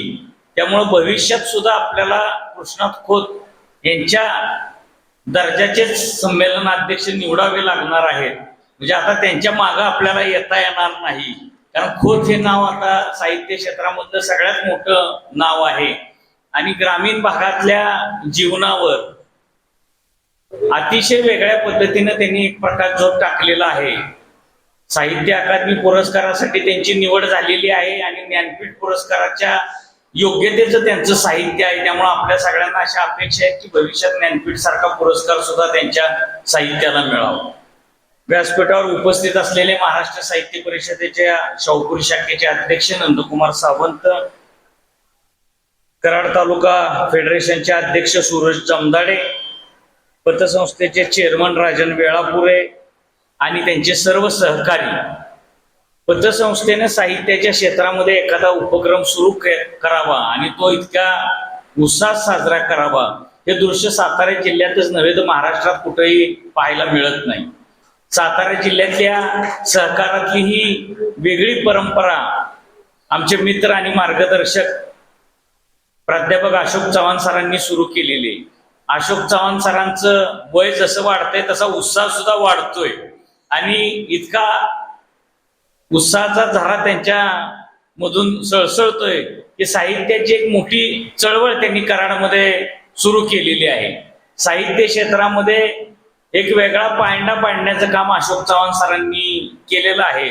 फक्त माझी त्यांना विनंती आहे की तुम्ही कराड पाटणपुरती चळवळ मर्यादित ठेवू नका, किमान सातारा जिल्ह्यापुरती तरी ती चळवळ आपण केली पाहिजे. कारण कराड पाटण म्हणल्यानंतर कराड जिल्ह्याची मागणी जशी पुढे येते तसं ते कराड जिल्ह्याच्या दृष्टीनं सगळी तयारी चालू आहे का काय असा प्रश्न आमच्या मनामध्ये पडतो. आणि मग सातारा जिल्ह्याचा इतर भाग या चळवळीपासून वंचित राहता कामा नये आणि त्यासाठी चव्हाण साहेब सरांनी आपलं मन हे मोठं केलं पाहिजे आणि ही चळवळ जिल्ह्याला समर्पित अशी केली पाहिजे. भविष्यात जशी कालिका देवीचा विस्तार हा महाराष्ट्रभर होईल तसा या चळवळीचा विस्तार सुद्धा महाराष्ट्रभर झाला पाहिजे. सातारा शहरात सुद्धा कालिका देवीची शाखा आहे आणि सातारकरांनी कालिका देवी संस्थेला स्वीकारलंय, तेव्हा साताऱ्यातल्या साहित्यिकांना सुद्धा कालिका देवी परिवारानं स्वीकारलं पाहिजे अशी माझी अपेक्षा आहे.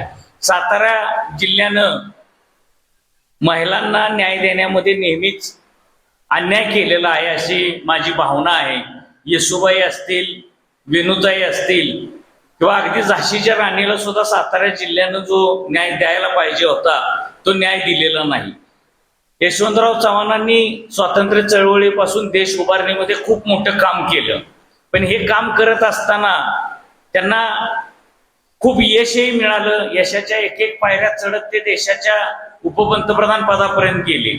पण त्या यशाची एक किंमत असती आणि ती सगळी किंमत वेणुताईंनी भोगली. त्यासाठी जो काही त्याग करावा लागला तो वेणुताईंनी केला. म्हणजे अगदी त्यांच्या गर्भावर सुद्धा हल्ला झाला आणि त्याची किंमत सुद्धा वेणुताईंना मोजावी लागली.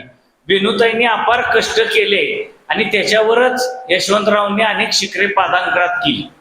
यशवंतरावांना त्यामुळे वेणुताईंविषयी प्रचंड आदर होता, पण यशवंतरावांना जेवढं प्रेम वेणुताईंविषयी होतं, जेवढा आदर होता, जेवढा मान सन्मान होता, तेवढा वेणुताईंना त्यांच्या कालखंडात समाजाने आणि महाराष्ट्राने दिला नाही. त्यामुळे कालिका देवीचं त्याबद्दल अतिशय आपण अभिनंदन केलं पाहिजे आणि कौतुक केलं पाहिजे की वेणुताईंच्या जन्मशताब्दी निमित्त तो मान आणि सन्मान देण्याचं काम कालिका देवी परिवारानं केलेलं आहे. शेवटी सहकारात काम करत असताना फक्त ठेवी जमवणं आणि कर्ज वाटप करणं एवढंच अपेक्षा सहकारातल्या संस्थांकडून नाही, तर सहकारातल्या संस्थांनी ह्या साहित्याच्या क्षेत्रामध्ये असतील, समाजाच्या वेगवेगळ्या क्षेत्रामध्ये काम करणं अपेक्षित आहे. कारण शेवटी सहकार हा सामान्य माणसाला जसा पायावर उभं करण्याचं काम करतो तसं समाजातल्या अनेक व्यक्तिरेखांना न्याय देण्याचं काम सुद्धा सहकारानं केलं पाहिजे. यशवंतराव चव्हाणांनी सहकाराची पाळंमुळं आपल्या जिल्ह्यात आणि महाराष्ट्रात सुद्धा घट्टपणे रोवली आणि आता सहकार हा एका वेगळ्या वाटचालीतून निघालेला आहे. अनेक आव्हानं सहकार क्षेत्रापुढे आहेत. भविष्यात आर्थिक मंदी सुद्धा देशावर येण्याची शक्यता आहे. अशा वेळेस सहकारी संस्था समाजाचा आधार बनू शकतात आणि कालिका देवी पतसंस्थेसारखं काम सातारा जिल्ह्यात नव्हे महाराष्ट्रात कुठल्या संस्थेनं केलेलं मी तरी बघितलेलं नाही. त्यामुळे कालिका देवी पतसंस्थेच्या सर्व संचालक मंडळाचं मी अभिनंदन करतो. संमेलनाच्या वाटचालीसाठी शुभेच्छा देतो आणि माझं भाषण थांबवतो. धन्यवाद. विनोदरावनी अपेक्षा व्यक्त केलेली आहे की हे जिल्ह्याचं कार्यक्षेत्र झालं पाहिजे. सावकारणीमध्ये डिक्लेअर केलंय की मुळात संस्थाच आपण महाराष्ट्रभर नेतोय आता. आणि सुरुवातीला आपण कोल्हापूर आणि पुणे, पिंपरी चिंचवड इथल्या शाखा आपल्या पुढच्या वर्षी सुरू होईल.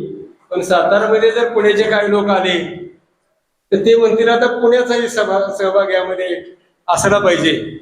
ते सुद्धा भविष्यात होऊ शकेल. हे निर्णय निश्चितपणे घेतले जातील.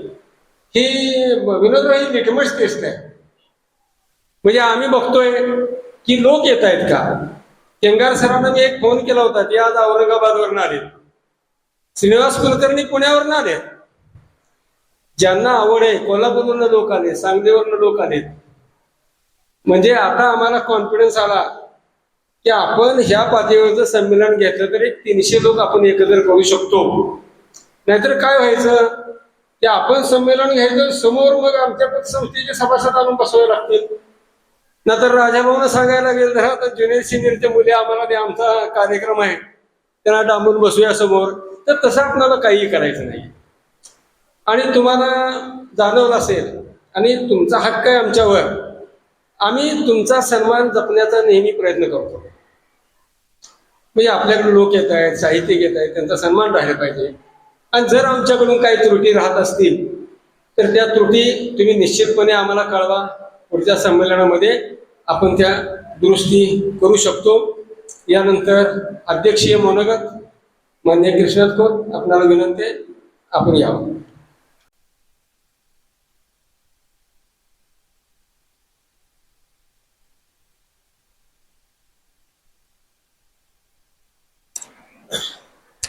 नमस्कार. आवाज येतोय ना माझा? हा, इथं मला आवाज येत नव्हता. तुमच्याकडून टेस्ट घ्यायला पाहिजे मला. संमेलनाच्या अध्यक्षपदाची देखील एवढा अगोदर निवड होत नाही असा काळ असताना या साहित्य संमेलनाच्या अध्यक्षाची निवड एवढ्या अगोदर का करता आहात? आणि ती तारीख माझ्याकडून जर मिस झाली तर प्रॉब्लेम तुम्हाला येईल, मला नाही. ते म्हणले तुम्हाला प्रॉब्लेम येऊ नये म्हणूनच मी अगोदर सांगतो. श्री कालिका देवी नागरी सहकारी पतसंस्था मर्यादित मी कराड म्हणणार नाही, कारण त्यांनी सांगितले महाराष्ट्रभरात आपण फिरवणार आहोत ते सगळं. त्यांच्या वतीनं आयोजित केलेल्या स्वर्गीय विनुताई चव्हाण स्मृती पहिल्या मराठी साहित्य संमेलना प्रसंगी मला आपण निमंत्रित केलेला आहात. श्री कालिका कुटुंब प्रमुख माननीय मुनीर भागवान साहेब, चेअरमन माननीय राजन वेळापुरे, माननीय विवेक वेळापुरे, माननीय प्राध्यापक अशोक कुमार चव्हाण, सर्व संचालक मंडळ, माझे ज्येष्ठ मित्र अरुण काकडे, कराड वाशियन. कालच रात्री अरुण काकडेंच्या बरोबर एक नवीन मित्र जोडले गेले, ते नाना वकील साहेब. सर्वांना माझा नमस्कार करतो. मी गंभीर लिहिणारा आहे, पण काय बोलतोय हे नंतर तुम्हाला कळणार. नेमकं चांगलं लिहिणाऱ्याला चांगलं बोलता येतं का याच्यावर माझा विश्वास नाही. कराडला सामाजिक, सांस्कृतिक, शैक्षणिक आणि राजकीय वारसा आहे, मोठा इतिहास आहे. याची जाणीव तुम्हाला असल्यामुळं मी त्याबद्दल फारसं बोलणार नाही. अशा हा पुण्यनगरीमध्ये आज आपण साहित्य संमेलन घेत आहोत. ज्यांच्या नावानं हे घेत आहात त्या स्वर्गीय विनुताई चव्हाण आणि आपल्या देशाचे उपपंतप्रधान, अनेक खाती सांभाळणारे, देशाचं दूरदृष्टी असणारं नेतृत्व स्वर्गीय यशवंतराव चव्हाण यांच्या स्मृतीस प्रथम मी वंदन करतो. तुम्हा सर्वांना यासाठी धन्यवाद देतो की माझ्यासारख्या एका कादंबरीकाराला आपण श्री कालिका देवी नागरी पतसंस्थेच्या ह्या घेत असलेल्या साहित्य संमेलनासाठी, पहिल्या साहित्य संमेलनासाठी तुम्ही अध्यक्ष म्हणून मला निमंत्रित केलं, हा माझा गौरव समजतो मी. अशा ह्या भूमीत माझा गौरव होतोय. एका आर्थिक क्षेत्रातील नामांकित असणाऱ्या पतसंस्थेनं साहित्य संमेलनासारख्या बिगर उत्पन्न वाटणारा उपक्रम घ्यावा. कारण शिक्षण देखील उत्पन्न देणारा घटक आहे असं म्हणणारी सत्ता,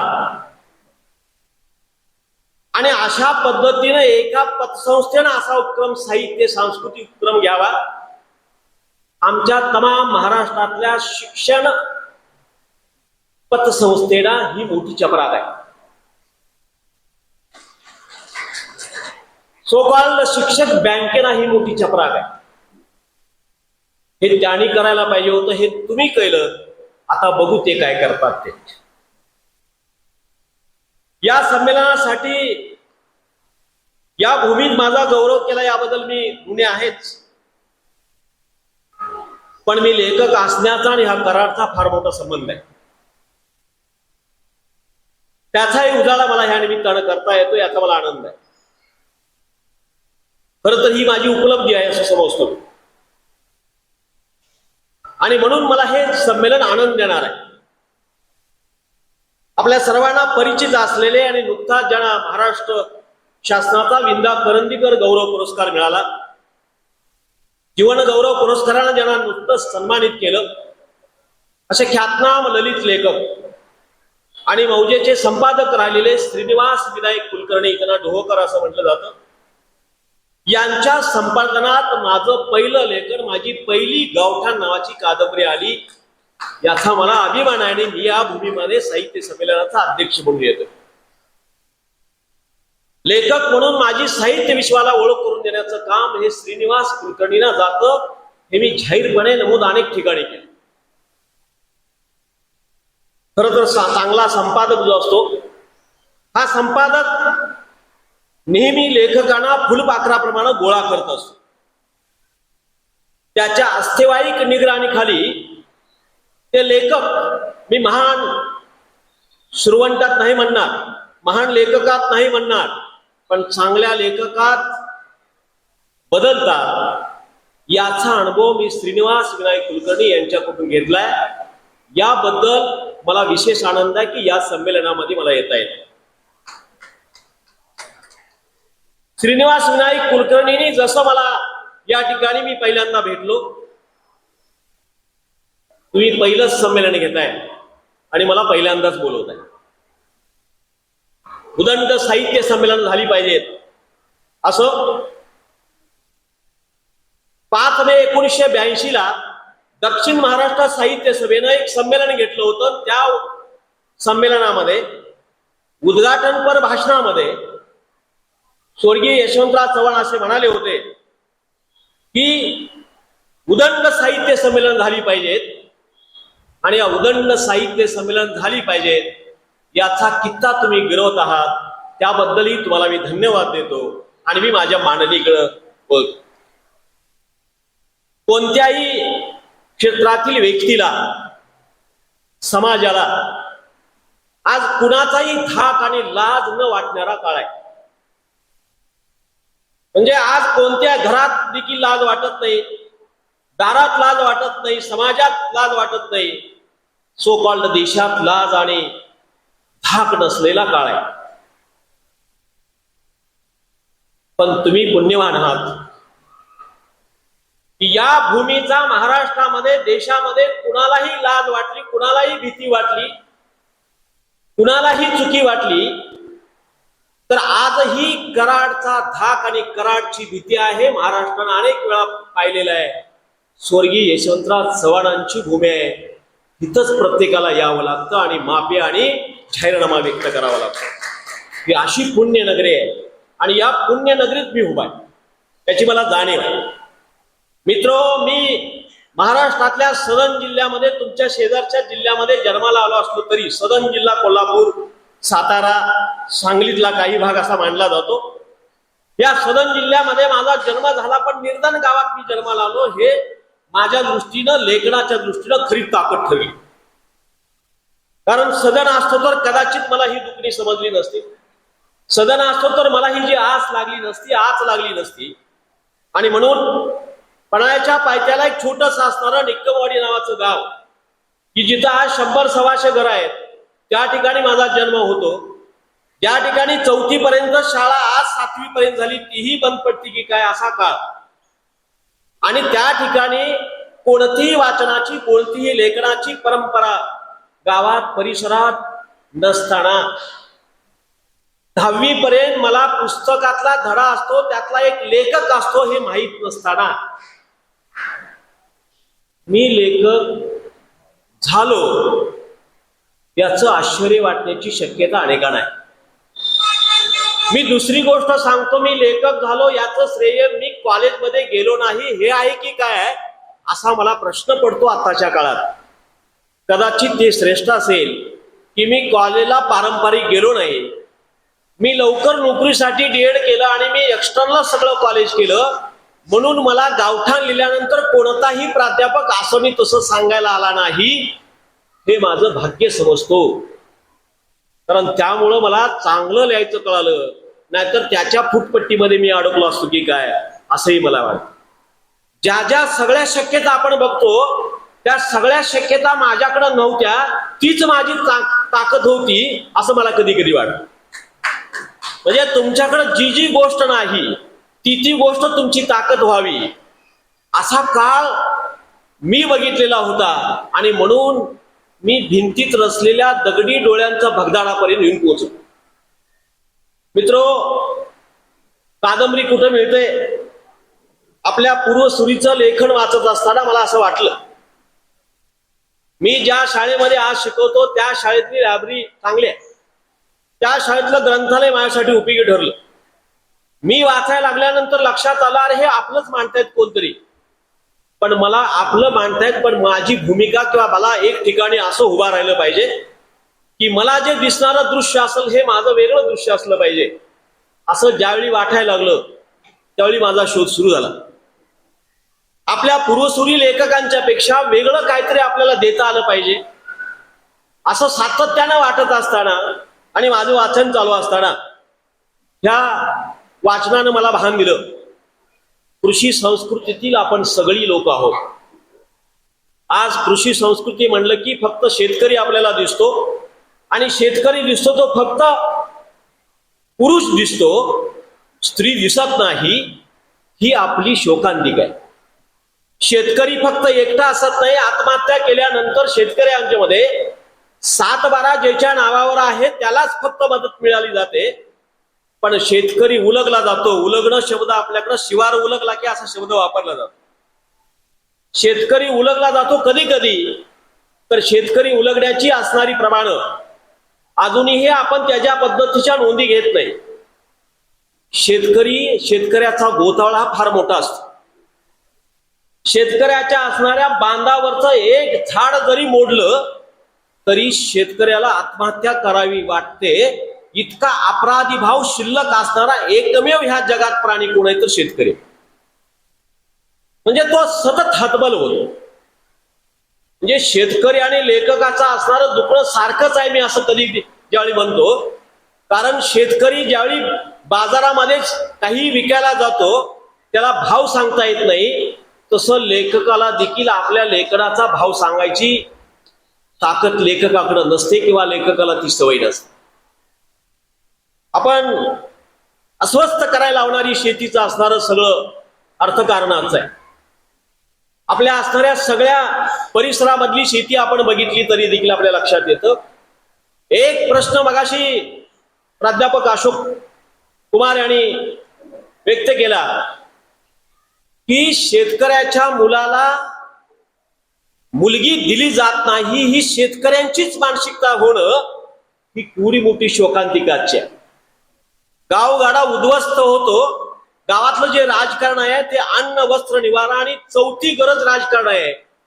म्हणजे आपण ज्या ज्या वेळी अगदी प्रेत यात्रेला गेल्यानंतर देखील प्रेताबद्दल बोलत नाही, बोलता बोलता गावातल्या सोपाळल्या एखाद्या व्यक्तीविषयी बोलतो आणि मग आमदार खासदाराविषयी बोलतो. काहीही गरज नसताना ते बोलत असतो. इतकं राजकारण आपण झालेलो आहोत. म्हणजे मी कराडमध्ये आल्यानंतर कोणत्या आमदार खासदारांची चर्चा करायची किंवा मी एखाद्या खेड्यात गेल्यानंतर कोणत्या आमदार खासदाराची चर्चा करायची, ही गोष्ट सहज आपल्याकडून घडत असेल तर आपलं जगणं हे इतकं राजकारणमय झालंय. मी आमच्या गावामध्ये पारावरती बसलेली माणसं पूर्वीची बोलत असताना बघितली. ती कशी बघितली? तुझ्या शेतात काय पेरलं याच्याविषयी बोलत होती, तुझा मुलगा काय करतो याच्याविषयी बोलत होती, एखाद्या असणाऱ्या ज्ञानेश्वरी सप्ताहाविषयी बोलत होती, एखाद्या लोक परंपरेविषयी बोलत होती, एखाद्या गावातल्या असणाऱ्या जाणत्या माणसाविषयी बोलायची. आता जाणती माणसं देशातच आहेत का नाही शिल्लक असा प्रश्न आहे. म्हणजे शहाणी माणसं फक्त 1-2च देशात शिल्लक आहेत काय? इतका प्रश्न जटिल व्हावा, कारण एकसारखं सगळं करायला आपण घडवत आहोत. म्हणजे घरं देखील आपली एकसारखी. म्हणजे आज लोकशाहीमध्ये आपण विचार केला तर लग्न पद्धत जरी नुसती आपण बघितली तर लग्न पद्धतीचा आपण जगणं म्हणजे लग्न पद्धतीमध्ये आता पूर्वी म्हणजे अगदी अरुण काकडे असतील किंवा अशोक कुमार सर असतील किंवा आणखी तत्सम त्या वयाची लोक कोण असतील तर त्यावेळी सफारी घेतला जायचा लग्नामध्ये, कारण तो जास्त काळ टिकावा म्हणून. आता 1 दिवसामध्ये तो ड्रेस त्याच दिवशी 3 ड्रेस घातले जातात आणि ते सगळे राजेशाही ड्रेस घातले जातात. हे राजेशाही लग्नाची पद्धत लोकशाहीमध्ये रुजवावी, ही कुठली लोकशाही आली आपल्याकडे? म्हणजे ही लोकशाहीमध्ये ही व्याख्या बसते का? आणि प्रत्येकाला राजा व्हावा असं वाटणं गोष्ट चांगली आहे, पण लोकशाहीमध्ये राजा देखील राजा असता कामा नये ही गोष्ट सर्वात चांगली आहे. ही गोष्ट लक्षात ठेवायला पाहिजे. तर राजा देखील राजा असता कामा नये, राजा देखील प्रजेच्याच रांगेत उभा असला पाहिजे. ही गोष्ट राजेशाहीमध्ये होती, ती मोडण्यासाठी म्हणून आपण घटना तयार केली, ती मोडण्यासाठी म्हणून आपण लोकशाही स्वीकारली. आणि लेखक असतो लोकशाहीचा आवाज. लेखकानं लोकशाहीचा आवाज व्हायचा आहे. रौंदाळा कादंबरीमध्ये मी हे सगळं मांडत असताना लक्षात आलं, काही घडलं तरी शेवटी जसा तलाव असतो त्या तलावामध्ये एखादा खडा तुम्ही टाकला की त्याचं वर्तुळ तयार होतं, की गावातल्या एखाद्या मेन चौकामध्ये किंवा तिट्ट्यावरती एखादी घटना घडली की ती गावाच्या असणाऱ्या वेशीपर्यंत जात असताना एक वेगळ्याच पद्धतीनं जाते.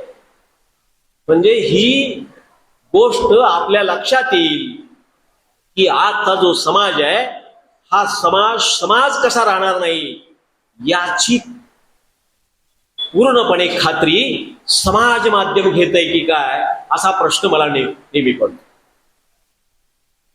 म्हणजे समाजातील कल्पकता संपली, समाजातल्या असणारी क्रिएटिव्हिटी संपली. त्यावेळी कल्पकता संपते, सर्जनशीलता संपते, आणि सर्जनशीलता ज्यावेळी संपते समाजातली त्यावेळी यांत्रिकता येते, आणि यांत्रिकता ज्यावेळी समाजात येते त्यावेळी झुंडशाहीची बीजे पेरली जातात. ही झुंडशाही समाज माध्यमावर एक माणूस देखील करू शकतो, आणि ती झुंडशाही ती सभ्यतेला नख लावण्याचं काम करते. लेखकाला ही सभ्यता पकडता आली पाहिजे, आणि नख लावणारी कोण माणसं आहेत ती माणसं लेखकाला शोधली पाहिजे. लेखकानं ही सभ्यता जपण्यासाठी आपली लेखणी वापरायला पाहिजे. लेखकानं ही नख कोणती आहेत ती शोधली पाहिजे. मला असं वाटतंय माणूस हा हिंस्रच प्राणी आहे. ज्याची नख वाटतात ती सगळी हिंस्र आहे, ती आदिमच आहे. पण ही आदिमता मांजराची आहे का वाघाची आहे का आज सगळ्या गावोगाव धुमाकूळ घालणाऱ्या गव्यांची आहे का आज घरास प्रवेश करणाऱ्या वेगवेगळ्या जनावरांची आहे का शेजारी बसलेल्या माणसात जी हिंस्रता आहे ती हिंस्रता मला समजत नाही. मला असं वाटतंय हा जो स्फोट आहे मला शुद्ध जगता आलं पाहिजे. माझी असणारी अस्मिता कोणती असली पाहिजे? माझी अस्मिता देव असता कामा नाही, माझी अस्मिता नेता असता कामा नाही, माझी अस्मिता पंथ धर्म असता कामा नाही, माझी अस्मिता जात असता कामा नाही. माझी अस्मिता कोणती असली पाहिजे? माझ्या ताटामध्ये शुद्ध पदार्थ येतोय का याच्याबद्दल मला बोलता आलं पाहिजे. माझ्या पेल्यामध्ये, माझ्या पाण्याच्या तांब्यामध्ये पाणी शुद्ध येते का नाही याची अस्मिता असली पाहिजे. मला शुद्ध हवा मिळते का नाही याची अस्मिता असली पाहिजे. माझी नदी शुद्ध आहे का अशुद्ध आहे याची अस्मिता असली पाहिजे. मी हे सगळं अशुद्ध असलं तरी चालतंय, पण मला धर्म शुद्ध असला पाहिजे, मला जात शुद्ध असली पाहिजे, मला पंथ शुद्ध असला पाहिजे. या अस्मितेच्या टोकावरती आपण नेऊन समाजाला ठेवतो आहोत. असगर वजाहत नावाचा एक लेखक आहे हिंदीतला. तो म्हणतो, एका माणसानं दुसऱ्या माणसाच्या पोटामध्ये चाकू खुपसला आणि त्याला सांगितलं की पुढच्या माणसाच्या पोटात तू खुपस. त्यानं तो चाकू घेतला आणि तिसऱ्या माणसाच्या पोटात खुपसला. त्याला सांगितलं की तू चौथ्या माणसाच्या पोटात खुपस. त्यानं परत चौथ्याच्या, पाचव्याच्या, हे सगळ्या माणसांच्या पोटात चाकू खुपसलाय का चाकू काढून घेणारा एखादा लेखक, एखादा कलावंत, एखादा विचारवंत गेला तर त्याला ही लोक सांगतायत की ती आमची श्रद्धा आहे, ती श्रद्धा तुम्ही काढून घेऊ शकत नाही. या श्रद्धेवर घाव घालण्याची ताकद लेखकातच असू शकते आणि लेखकानं तो चाकू आपल्या हातात काढून घेऊन फेकून दिला पाहिजे. असगर वजाहत हे आपल्याला सुचवत आहे. ही आपली मानसिकता असली पाहिजे. शांततेचा आवाज लेखकाला नेहमी मोठा करता आला पाहिजे. बहिऱ्या आवाजाची शांतता लेखकाला ऐकायला आली पाहिजे. आंधळ्या अंधारातली शांतता लेखकाला समजली पाहिजे. आपण लेखक जर असेल तर ही सगळी जोखीम मला पत्करता आली पाहिजे. ही सगळी जोखीम जर मला पत्करता आली तर मी लेखक म्हणून काहीतरी करू शकेल. लेखक म्हणून समाजाला मी प्रश्न विचारू शकेल, मी सत्तेला प्रश्न विचारू शकेल, मी राष्ट्राबद्दल बोलेल, पण मी माझ्याबद्दल बोलणार नाही असं कधी होत नाही. लेखकानं स्वतःबद्दल बोलायला लागलं पाहिजे आणि स्वतःवर आत्मटीका केली पाहिजे. आज आपली असणारी शिक्षण व्यवस्था, आता मागे सांगितलं की 96,000 शाळा बंद पडतायत. मला प्रश्न पडतो की गेल्या 8-10 दिवसामध्ये आपण सगळा बाजार उभा केलेला, शाळेंचा आणि शिक्षण संस्थेचा असणारा शिक्षणाचा बाजार उभा केला, ते बघितलं तर आपल्या लक्षात येतं आता देश मोडायला बाकीच्या कोणत्याही देशांची गरज आपल्या देशाला नाही. देश मोडायचा असेल तर आपला एकमेव शस्त्र कुठला असेल तर आपण पहिलीपासून असणारा ग्रॅज्युएशन, पोस्ट ग्रॅज्युएशन पर्यंत शिक्षण एकदा मोडलं की ते देश आपली मुलंच मोडतील. देश मोडायला शत्रूंची गरज लागणार नाही. हे गंभीर वास्तव आपण समजलं पाहिजे. शिक्षणामध्ये मूल्य व्यवस्था नावाची गोष्ट होती. म्हणजे तुकाराम आजही 400 वर्षांना श्रेष्ठ का वाटतो की ती मूल्य व्यवस्था जपणारा, मूल्य विवेक जपणारा माणूस होता. मला लेखक म्हणून ती मूल्य व्यवस्था प्रस्थापित करता येते का? संत ज्ञानेश्वरांचा आवाज ऐकू जातो, संत तुकारामांचा अभंग ऐकू जातो, ती भाषा प्रिय वाटते आणि कृष्णात खोतांचं लेखन प्रिय वाटत नसेल तर संत तुकारामामध्ये आणि ज्ञानेश्वरामध्ये दोष नाही, वाचणाऱ्यांच्या मध्ये दोष नाही, तो कृष्णात खोतांच्या लेखणीमध्ये दोष असावा. कारण ती लोकभाषा होऊ शकत नाही. मला ती लोकभाषा करता आली पाहिजे. ती लोकभाषा जर मी करायला लागलो तर ती लोकांची भाषा होईल आणि लोकांचे प्रश्न मला उचलता येतील. ही लोकांचे प्रश्न जेवढी उचलतो, लेखकानं नेहमी सत्तेला प्रश्न विचारायचे असतात. सत्ता नेहमी तथ्याचं मिथ्य करण्यामध्ये गुंतलेली असते आणि लेखक हे सत्य रचत असतो आणि सत्ता ही कायमपणे सत्याचं मिथ्य रचत असते. लेखकाला हा डाव एकदा ओळखता आला तर लेखक म्हणून आपला कस लागायला लागतो. आपल्याकडे शूद्र अतिशूद्र स्त्रीला मानलं जातं. म्हणजे शूद्र कोण हा भाग आहेच. घरातली असणारी स्त्री देखील, आपल्या दारातली, आपल्या गावातली कोणतीही याच्या स्त्रीपेक्षा आपल्या कुटुंबातल्या स्त्रीनं काहीतरी वेगळं केलं तर सर्वात जास्त सत्ता तिला त्रास देते. भिंतीला रचलेल्या दगडी डोळ्यांच्या भगदाडामध्ये मला हे आणायचं होतं की तिचा असणारा धीरच तिची व्यवस्था लावतो, आई समान असणाऱ्या स्त्रीची. ही गोष्ट सत्तापिपासू लोकांची आहे, ही गोष्ट सत्तांध लोकांची आहे. आणि सत्तांध लोकांसाठी ही गोष्ट सोपी वाटते. अतिशय शांतपणे ही गोष्ट लोक करत असतात. म्हणजे लेखक कुठं असतो? महाराष्ट्र टाइम्सला एक खूप वर्षापूर्वी मी गोष्ट वाचलेली होती. एक गाव आहे आणि त्या गावामध्ये एक माणूस नवीन राहायला जातो. माणूस राहायला गेल्यानंतर त्या गावाचा नेम त्या माणसाला सांगतात की आमच्या गावामध्ये संध्याकाळी 7 वाजल्यानंतर एकमेकाच्या घरात जाऊन चोरी करायची, अशा गावात आमचा रिवाज आहे म्हणून सांगितलं. तो लेखक असतो, तो लेखक म्हणतो की मला हे शक्य होणार नाही. आणि मग गावामध्ये भांडणं होतात. लेखकाच्या घरात जर कोण गेलं तर लेखक कुणाच्याच घरात जाणार नाही, मग एकाचं घर शिल्लक राहणार. त्यावेळी तो लेखकाला सांगितलं होतं की तुम्ही गावाच्या बाहेर जाऊन थांबा, आम्ही तुमच्या घराची चोरी करू. पण लेखकाचं घर ज्यांच्या घरात गेलाय त्या माणसाचं घर रिकामं राहतं. आणि मग गावात भांडणं होतात की एका माणसाचं घर रिकामं राहतंय, चोरी विना रिकामं राहतंय, आपण यासाठी काहीतरी करायला पाहिजे. मला असं वाटतंय लेखकानं चोरी न करता राहणाऱ्या घरांची निर्मिती करत राहिलं पाहिजे. हे लेखकाचं असणारं काम आहे. लेखकानं अशा पद्धतीचं काम आखायला पाहिजे. लेखक म्हणून माझी ती जबाबदारी आहे. निसर्गाकडं बघताना शांत डोळ्यानं लेखक बघायला लागला की निसर्ग तुम्हाला काहीतरी देतो. हे निसर्ग जर द्यायला लागला तुम्हाला, तर ह्या निसर्गाची हत्या करत निघालेल्या मानवाला आपणच आपली आत्महत्या करतोय याचा विसर पडावा, इतकं असणारं समाज वास्तव आपल्याला बघतो आहोत आपण. म्हणजे साहित्य हे फक्त साहित्य म्हणून बघून चालणार नाही. ते मानसशास्त्र म्हणून बघावं लागेल, ते अर्थशास्त्र म्हणून बघावं लागेल, इतिहास वैज्ञानिक म्हणून बघावं लागेल, ते समाजशास्त्र म्हणून बघावं लागेल. सर्व शाखेच्या माणसांनी ह्या साहित्याचा अभ्यास केला तरच ते साहित्य श्रेष्ठ ठरेल. आणि सर्व शाखेतल्या माणसांनी तिकडे बघावं.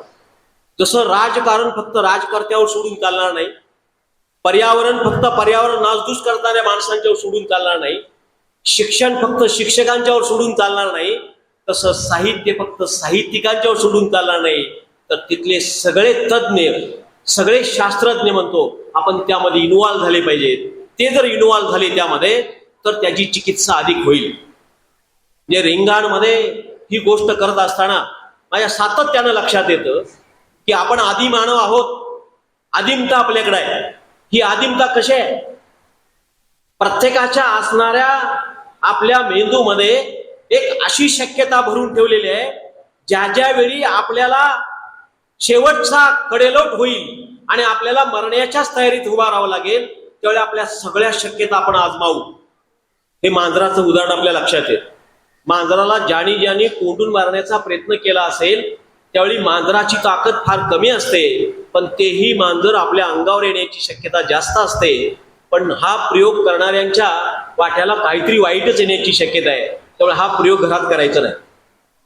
कारण एवढं लहानसं मांजर तर आपल्यावर इतकं हिंस्रपणे येत असेल तर माणूस नावामध्ये देखील हिंस्रपणा आहे. ती जी म्हैस आहे रिंगाणमधली, ती कधी काही सोडलेली म्हैस आहे आणि ती रानटीमध्ये जाते.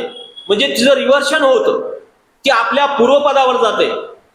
कोरोनामध्ये आपण आपल्या पूर्वपदावर जावं, तिथं आपल्याला शांतता मिळेल, आपल्या गावाकडे जावं किंवा आपल्या गरजा कमी कराव्या असं वाटणं ही एक झलक आहे. मी म्हणतो आपल्या जगण्याचं रिंगाण आहे. आपण सगळे विस्थापित आहोत, आपण सगळे विस्थापित आहोत. आपण या ना त्या प्रकारे विस्थापन केले. आपण ऐच्छिक असेल कदाचित. मी गाव सोडून शहरामध्ये येतो, मी एखादी पूर्णपणे वेशभूषा बदलतो, मी असणाऱ्या खाण्याच्या सवयी बदलतो. माझ्या विचाराचं विस्थापन मला परवडणार नाही. हे विचाराचं विस्थापन जर मला परवडलं गेलं तर उद्याचा काळ कसा असेल तो आता आपल्याला त्याची झलक दिसते आहे. मला असं वाटतंय की ही झलक आपल्याला जर नको असेल तर साहित्य हे त्याच्यावरचं औषध आहे. साहित्य नावाची गोष्ट ही झलक जरा कमी करेल. आपण एकांतात राहिलो, आपण ह्या गोंगाटापासून दूर जायचं ठरवलं, तर आपण पुस्तकांच्या समेत जर राहिलो जरा, तर आपल्याला एकांत तो अनेकांतामध्ये रूपांतर करता येतं. अनेक जगण्यांचं असणारं चित्र आपल्यासमोर उभा राहतं. हे जर आपल्यासमोर उभा राहिलं तर निश्चितपणे मला असं वाटतं की आपण काहीतरी समाजाप्रती, मानवाप्रती काहीतरी करू. आपण मानवच फक्त प्राणी ह्या पृथ्वी तलावर आहोत असा भ्रम जो आपण करून घेतलाय, तो भ्रम किती चुकीचा आहे. तो एखाद्या पावसामध्ये, एखाद्या भूकंपामध्ये, एखाद्या सुनामीमध्ये किंवा कोणत्याही आक्रमणामध्ये आपल्याला दिसतो. लेखक म्हणून मला त्याकडे डोळसपणे बघायला पाहिजे. लेखक म्हणून मला ती आव्हानं स्वीकारली पाहिजे. हे मला आव्हान स्वीकारता येते का याचा देखील मला विचार करायला पाहिजे.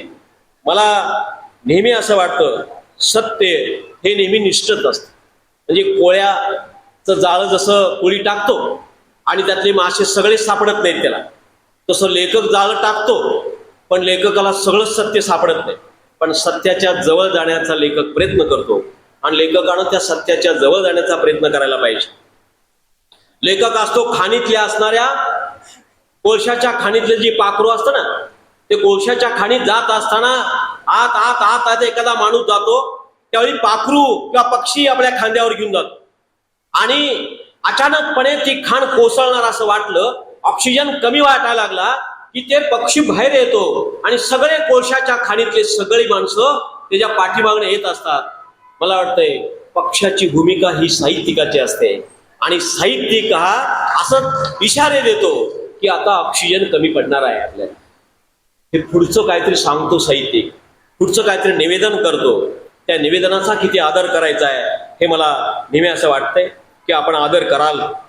आणि लेखकाला चांगलं चांगलेला लेखक, आनंदाचं सांगणारा लेखक, गुडी गुडी सांगणारा लेखक हा लेखक आवडतो. एका सीमेवरती युद्ध चालू व्हायच्या अगोदरच्या असणाऱ्या मनी ऑर्डर सगळ्या सैनिकांच्या येतात. त्यावेळी सगळेजण पोस्टमनची वाट बघतात की आता पोस्टमन आला, माझी कुशाली कळणार, मला मनी ऑर्डर मिळणार. पण युद्ध सुरू झाल्यानंतर तो पोस्टमन ज्यावेळी येतो त्यावेळी कुशाली नाही तर कुणा जखमी झालेल्याचं पत्र येणार, कोण मृत्यू झालेल्याचं पत्र येणार. ते पत्र ज्यावेळी घेऊन येतो त्यावेळी प्रत्येक घरात असं वाटतं की हा पोस्टमन आपल्या घरात येता कामा नाही, माझ्यासारखा लेखक परत येता कामा नाही असं वाटण्याची शक्यता आहे. कारण हा काहीतरी वाईटच सांगतोय, हा समाजाला काहीतरी इशारे देतोय. असा लेखक परवडणारा नसतो. पण लेखकाला परवडणारी नसलेली गोष्ट लेखकानं करायची असते. हीच गोष्ट लेखकाचं असणारं ब्रीदवाक्य असलं पाहिजे. त्याला परवडणारी गोष्ट नाहीच करायची. लोकांना परवडणारी पण लोकांना पुढं सावध करण्याची गोष्ट साहित्यानं करायची असते, जे साहित्य पुढे जाऊन लोकांना पुढे घेऊन जाऊ शकतं. म्हणजे मी मगाशी तुम्हाला म्हणलो की आपण सगळीजण नावं घेतो. मी यशवंतराव चव्हाणांचं नाव घेतलं, आणखी कोणाचं तरी नाव घेतलं, मी शिवाजी महाराजांचं नाव घेतो, मी शाहू महाराजांचं नाव घेतो. अरे प्रत्येक सत्ता ही सगळीच नावं घेते, पण या सत्तेच्या नावाच्या पुढं आता पुढं काय करायचं असा प्रश्नच नसतो. ही नावं घेण्यामध्ये जसं आपल्याला आस्था वाटते तसं आपलं काहीतरी सांगण्यात देखील आस्था वाटली पाहिजे. असं सत्तेला का वाटत नाही किंवा एवढंच आपलं थोर पण आहे का काय असं आपल्याला का वाटत. म्हणजे आपण भावनेच्या भारामध्ये आणि भावनेच्या चक्रामध्ये अनेक गोष्ट किंवा अनेक माणसं अडकून टाकून नये. प्रेम करून माणसं मारता येतात याच्यावर अलीकडे विश्वास जास्त माझा बसायला. म्हणजे विश्वास करून मारता येतातच, पण प्रेम करून माणसं मारता येतात, लाभार्थी करून माणसं मारता येतात, आळशी बनवून माणसं मारता येतात. ही सगळी हे जे चित्र बघतो आपण, या चित्राचं समाजकरण काय आहे, अर्थकरण काय आहे, त्याचं मानसशास्त्रीय विश्लेषण काय आहे, या गोष्टीचा देखील विचार करायला पाहिजे. माझ्या वाचनात आलेला एक संदर्भ सांगतो तुम्हाला की असगर वजाहतचीच एक कथा मी परत मला सांगतो की दंगा झाला, धोपा झाला, सगळ्यांनी किती माणसं मारली हे 2 टोळ्या एकत्र येतात आणि एकमेकाला सांगतात की मी 22 माणसं मारली, दुसरा टोळीचा प्रमुख म्हणतो मी 26 मारली. तर त्या पहिल्या टोळीचा म्हणतो 26 मध्ये किती तरुण होते, ते अमुक अमुक तरुण होते. दुसऱ्या टोळीचा म्हणतो ह्यात काहीच नाही. ही यांची इतकी जुगलबंदी सुरू होते. आणि त्यावेळेला जो एका टोळीचा माणूस म्हणतो की त्यामधले मुलं किती होती सांग, तर 8 मुलं होती. 8 मुलं मारणं म्हणजे काहीच नाही. तो म्हणतो मुलं मारणं खूप अवघड आहे. तो म्हणतो का अवघड आहे, तर दुसऱ्या टोळीचा माणूस त्याला सांगतो मुलं मारताना आपली मुलं आठवतात आणि त्यावेळी मुलं मारताना खूप त्रास होतो. एक लक्षात घ्या, आपली सगळी व्यवस्था आपण मुलांना मारण्याच्या प्रक्रियेमध्ये गुंतलोय की काय. आजची शिक्षण व्यवस्था बघितली की असा प्रश्न पडतो. आपल्या सगळ्या शिक्षण व्यवस्थेला असा का प्रश्न पडू नये की माझ्या सगळ्या इच्छा मी सगळ्या मुलांच्यावर लावतोय. त्याचं बालपण मी चोरून टाकलंय, त्याच्या बालपणाची मी वाट लावलेली आहे. मी घरातनं ज्यावेळी बाहेर पडत होतो 10 दिशा फिरत होतो, म्हणून मी शाळेच्या बाहेर जास्त शिकलो. शाळेमध्ये मला शिकता आलं नाही, पण शाळेच्या बाहेर जास्त शिकता आलं. आता शाळेच्या बाहेर मूल नाही आणि आई वडिलांच्या नजर कैदेतून बाहेर मूल नाही. हे मूल क्रिएटिव्हिटी हरवून बसणार आहे. उद्या कलावंत नावाची गोष्ट होणार नाही. सगळी यंत्र तयार होणार आहेत आणि ह्या यंत्रांच्या जमान्यामध्ये आपण आहोत. एक लक्षात घ्या, कॉन्व्हेंटला मुलगा घालणं किंवा एखाद्या वस्ती शाळेमध्ये मुलगा घालणं म्हणजे काय, या वस्ती शाळेत मुलगा घालणं म्हणजे उद्या आपल्या वृद्धाश्रमाची सोय करणं आहे. हे आजच्या पालकांनी लक्षात का घेऊ नये असा देखील मला प्रश्न सातत्यानं पडत आलाय. मला असं वाटतंय की या मुलांच्या हातात आपण काय द्यायला पाहिजे. एक शिकागोचा असणारा एक विद्यार्थी असा अभ्यास करत आलेला माझ्या वाचनात आलं. तो असं म्हणतो की भारतातली काही मुलं जी आहेत ती मुलं अमेरिकेमध्ये जातात आणि कुठं जातात, भाषा गणित हे त्यांचं चांगलं असतं, त्यांचं इंग्रजी चांगलं असतं, त्यांना मार्केट आहे. पण असा 80% समाज आहे की त्याला भाषा आणि गणित येतच. आपल्याकडं काय होतं, पूर्वी त्या काळ्या माळ्या बिंबळ्यामध्ये माझं एक विधान आहे. पूर्वी नामा नापास झाला की नामाला शिव्या दिला जायच्या. आता नामा नापास झाला की शिक्षकाला शिव्या देतात. नामाचा अभ्यास बघितला जात नाही, त्या शिक्षकाचा अभ्यास बघितला जातो. त्या शिक्षकाचा अभ्यास बघितल्यापेक्षा आई वडिलांचा अभ्यास बघितला जातो. पूर्वी आमच्या काळामध्ये क्लासला जाणं म्हणजे तिकडं लोक जरा वाईट नजरेनं बघायचे. आता वर्गातलं एकही मुलगा क्लासला जात नाही म्हणल्यानंतर त्याच्याकडे वाईट नजरेनं बघतात. हे उलट सगळं फिरलंय. मी रात्रीच एक ठिकाणी बोलताना असं म्हणालो, आम्ही कुठल्याही प्रवासाला जाताना भाकरी बांधून घेऊन जात होतो, पाणी घेऊन जात नव्हतो. आता आपण पाणी घेऊन जातोय, भाकरी कुठेही मिळते. समाज बदलण्याची स्थित्यंतर अशी असतात. आणि घेतलेलं पाणी देखील, ही बिस्लरी वॉटर देखील आम्ही शेतामध्ये, कुठल्याही ओढ्यामध्ये, कुठल्याही ओगळीमध्ये जनावरांच्या पाठीमागं फिरताना आम्ही कुठंही जनावरांच्या सारखं पाणी पित होतो, काहीही बाधत नव्हतं. पण आता हॉटेलमध्ये उतरलं तर देखील त्या हॉटेलमधली ती बाटली पिल्यानंतर आजारी पडतोय की काय अशी शंका येत होती. वाहण्याची शंका येते, बरोबर आहे, पण पाण्याची शंका यावी असा काळ यावा आपल्या वाट्याला. हे पाणी कुणी अशुद्ध केलं, हा निसर्ग कुणी अशुद्ध केला, आपल्या अशुद्धपणाच्या असणारी समीकरण काय, आपलं हे चित्रण काय, आपल्या ह्या असणाऱ्या मुलांच्या हाताला काम दिलं नाही. जपान आणि दक्षिण कोरिया याच्यातल्या असणाऱ्या हाताचं कौशल्य मोजणार कोणतीही मोजपट्टी आपल्याकडं नाही. फक्त बुद्धीचा असणारी मोजपट्टी आपल्याकडे आहे. म्हणजे आपण फक्त बुद्धिवान आहोत आणि कौशल्य शून्य आहोत याचा कधीही आपल्याला त्रास होत नाही. 80% मुलं ही हातानं काम करणारे आहेत. हाताची मोजपट्टी आपण लावूया, हाताच्या मोजपट्टीकडे आपण काहीतरी देऊया. आणि ही हाताची मोजपट्टी जर आपली असेल तर आपली शिक्षण व्यवस्था अजून पुढे जाईल. मी शेवटी सांगतो, लेखकानंच किंवा कोणत्याही वक्त्यानं जास्त बोलू नये. जास्त बोलायला लागलं की खोटं बोलायला लागतं. खोटं बोलणारी माणसं समाजात खूप आहेत. सारखं सारखं बोलायला लागलं की समजायचं ते खोटं बोलतंय. हे समीकरणच आहे. म्हणजे धुमिलांची कविता आहे की राजा बोला रात है, रानी बोली रात है, मंत्री बोला रात है, संतरी बोला रात है, यह सुबह सुबह की बात है. अरे असं असताना कोणतरी म्हणतंय म्हणून मी बोलत असेल तर आपण किती अंधश्रद्धाळू आहोत याचं धुमिलांनी 4 ओळीत आपल्याला उभा केलेला आरसा आहे. हा आरसा आपण वाचूया. मला तुम्ही गंभीर लिहिणाऱ्याला गंभीरपणे सहन करून घेतलं त्याबद्दल मी धन्यवाद देतो. आणि आपण मला बोलतं केलं नाही, तुम्ही बोलत होता ते मी ऐकत होतो, तुमचं बोलणं मी बोलत होतो, याच्यावर माझा विश्वास आहे. त्यामुळे तुम्ही शांत बसला असाल, नाहीतर शांत बसण्याची शक्यता नाही. मला वाटतंय धरून आणलेली माणसं देखील शांत बसत नाही. आपलं बोलणं कोणतरी बोलायला लागला तर बोलतो. लेखकानं सामान्यातल्या सामान्य माणसाचा आवाज दीर्घ करण्याची प्रक्रिया सातत्यानं राबवायला पाहिजे. मला वाटतंय इथं नितीन आलाय, इथं हिम्मत पाटील आहे, सुनंदा शेळके आहे, विनोद कुलकर्णी आहे, ही सगळी आणि सभागृहामध्ये अनेक लेखकांच्या पुस्तकाचं प्रकाशन झालंय. या सगळ्यांना मी शुभेच्छा देतो.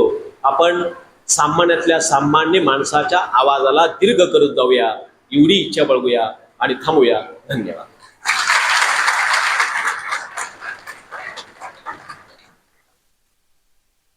त्यांच्या भाषणानंतर कृष्णात खोत यांना बोलवण्याचं सार्थक झालं असं मला वाटतं.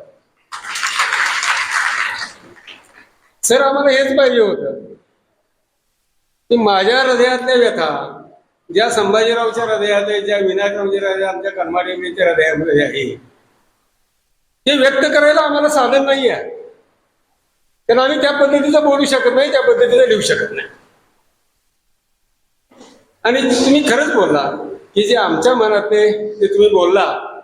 आणि तुम्ही बोलता बोलता साहित्यिकांनी आणि लेखकांनी काय करावं हेही सांगितलं आणि आम्हाला तेच अपेक्षित होतं. म्हणजे आमचे लोक सांगतात की आपण अशी कार्यशाळा घेऊया वगैरे वगैरे. घेणार आम्ही आज ना उद्या घेणार का? त्याचा मूळ हेतूच असा आहे की जे साहित्यिक आमच्याकडे आहे, जे कवी आहेत, ते जपणे आणि नवीन पिढी तयार करणे. मगाशी प्रणय सांगता तुमच्या इथं आला ती 22 मुलं आहेत सर, मुलं मुली MPSC साठी ट्राय करतात, UPSC साठी करतात, पण ते साहित्यामध्ये चांगलं काम करतात. 2च मिनिटं तुमची घेतो. थोडासा बदल आपण केलेला आहे. आता जो टाइम टेबलमध्ये आपला कथाकथनाचा कार्यक्रम सत्र 3 मध्ये आहे तो दुपारी होणार आहे. आणि गझल रंग जो आहे तो आता आपण हा कार्यक्रम संपल्यानंतर घेणार आहे. विनोदराव, कार्यक्रमाचा गोडवा वाढवायचा असतो. अमर शेंडे आले फलटणचे, सावकार वगैरे आम्ही बसलो होतो. आणि काय आम्ही काय आम्हाला पाहिजे ते गप्पा करणार, किती पैसे आले किती गेले. आता आपला यशवंतराव चव्हाण पुरस्काराला काही चर्चा झाली नाही, अमर शेंडे आले. रवींद्र बेडके हा फलटणचे आमचा मोठा स्नेह आहे आणि हे शेंडे आणि ते एकत्रित काम करतात. 2-4 द्या.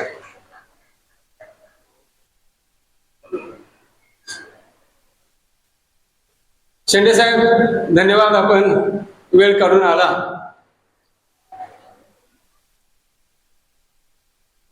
आता दुधात अजून थोडी साखर टाकूया. केंगार सर, अमर शेंडेने सुचवलं, महिना 2-2 महिने अभ्यास करतो, एकत्र बसतो, नंतर मी उद्या माझ्या पाहुण्याला देईन, माझ्या बायकोचं नाव सुचवीन. असं चालत नाही. नाव आमच्या समोर आलं डॉक्टर अंजनी शहा. मोठा इतिहास आहे त्या घराला. त्यांचे वडील वनवासी आश्रमाच्या माध्यमातून काम करत होते. आपण वनवासी म्हणून, आदिवासी म्हणून, ते वनवासी म्हणून. तोच वारसा अंजनी शहानी कराडात आल्यानंतर केला. त्यांचे सासरे हे स्वातंत्र्य सैनिक जे यशवंतराव चव्हाणांचे मित्र होते.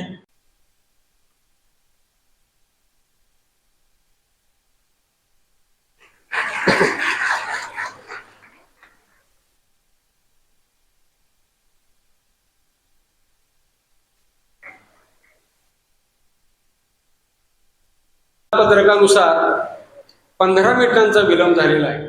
तो पुढच्या कार्यक्रमामध्ये आपण हळूहळू भरून काढू. आभार प्रदर्शन झाल्यानंतर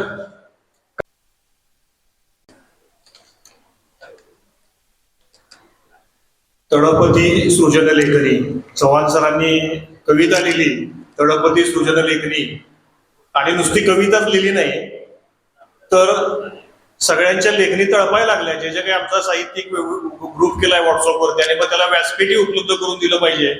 आणि म्हणून चव्हाण सरांनी स्वप्ननगरी नावाचं एक जे साप्ताहिक आहे, त्या साप्ताहिकामध्ये सगळी पानं जवळजवळ साहित्याला अर्पण केली आणि सगळ्यांची जी तळपणारी लेखणी आहे त्याला व्यासपीठ उपलब्ध करून दिली.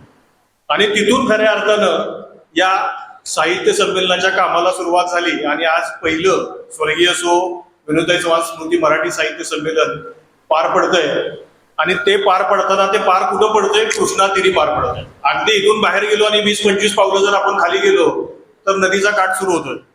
त्यामुळं आमच्या इथं जी काही साहित्य संमेलनं आतापर्यंत झाली, सगळी साहित्य संमेलनं ही कृष्णाच्या काठावर झाली, कृष्णाच्या तीरी झाली.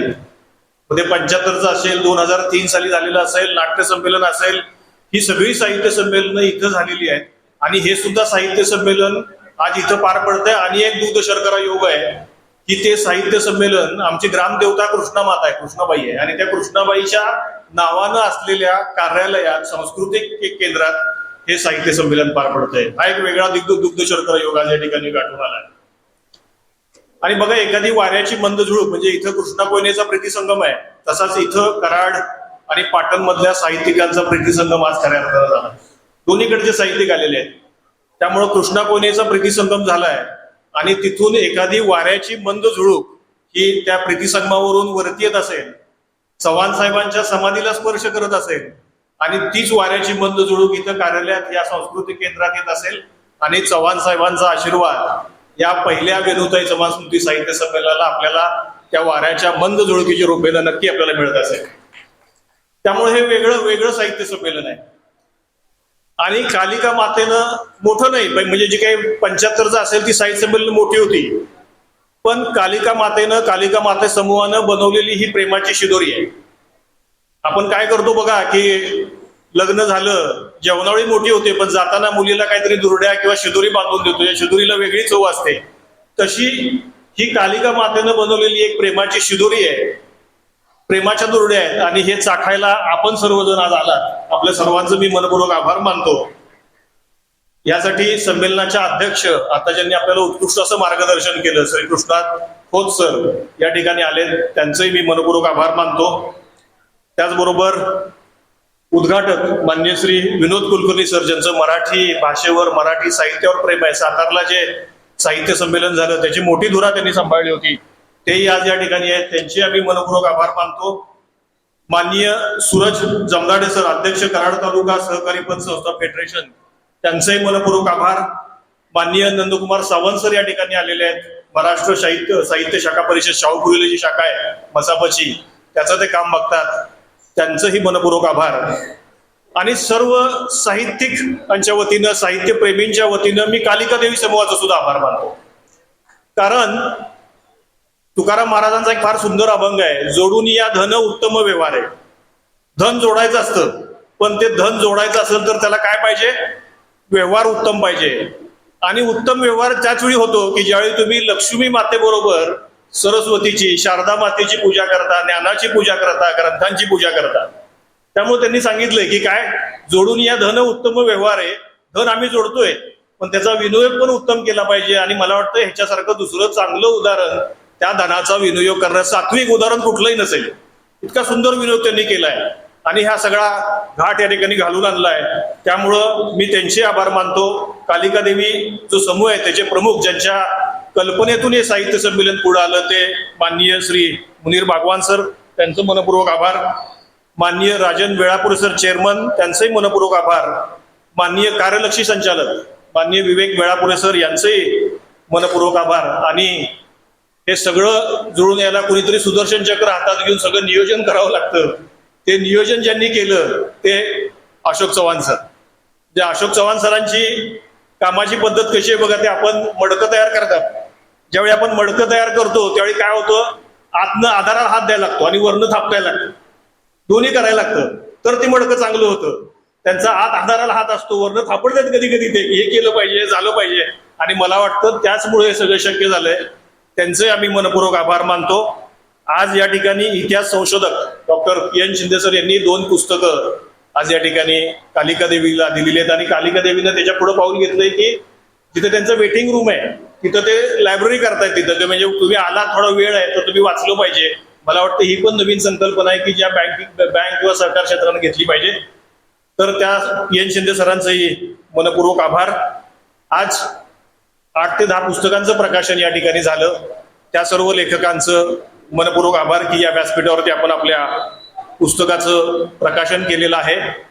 या ठिकाणी जे सुंदर ईशस्तवन केलं, जी सुंदर गाणी म्हटली आणि एक सुंदर कविता दुष्यंत देशपांडे सरांनी लिहिलेली एक सुंदर कविता ज्यांनी सादर केली, त्यांच्या समूहानं सादर केली ते मकरंद किर्लोस्कर सर, त्यांचंही मनपूर्वक आभार.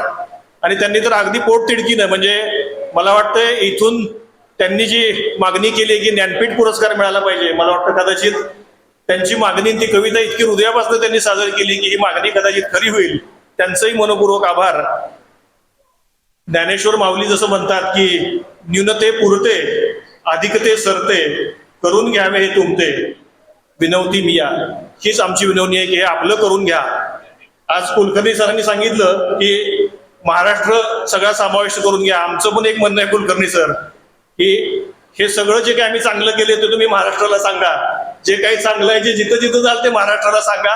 ज्या काही त्रुटी असतील ते आम्हाला सांगा. व्यासपीठाला सगळ्या विनंती आहे की जे जे काही केले ते तुम्ही महाराष्ट्रभर सांगा. आमचा हुरूप वाढेल. पुढच्या वेळी आणखी आम्हाला चांगलं करता येईल. पुन्हा एकदा सर्वांचं मनपूर्वक आभार.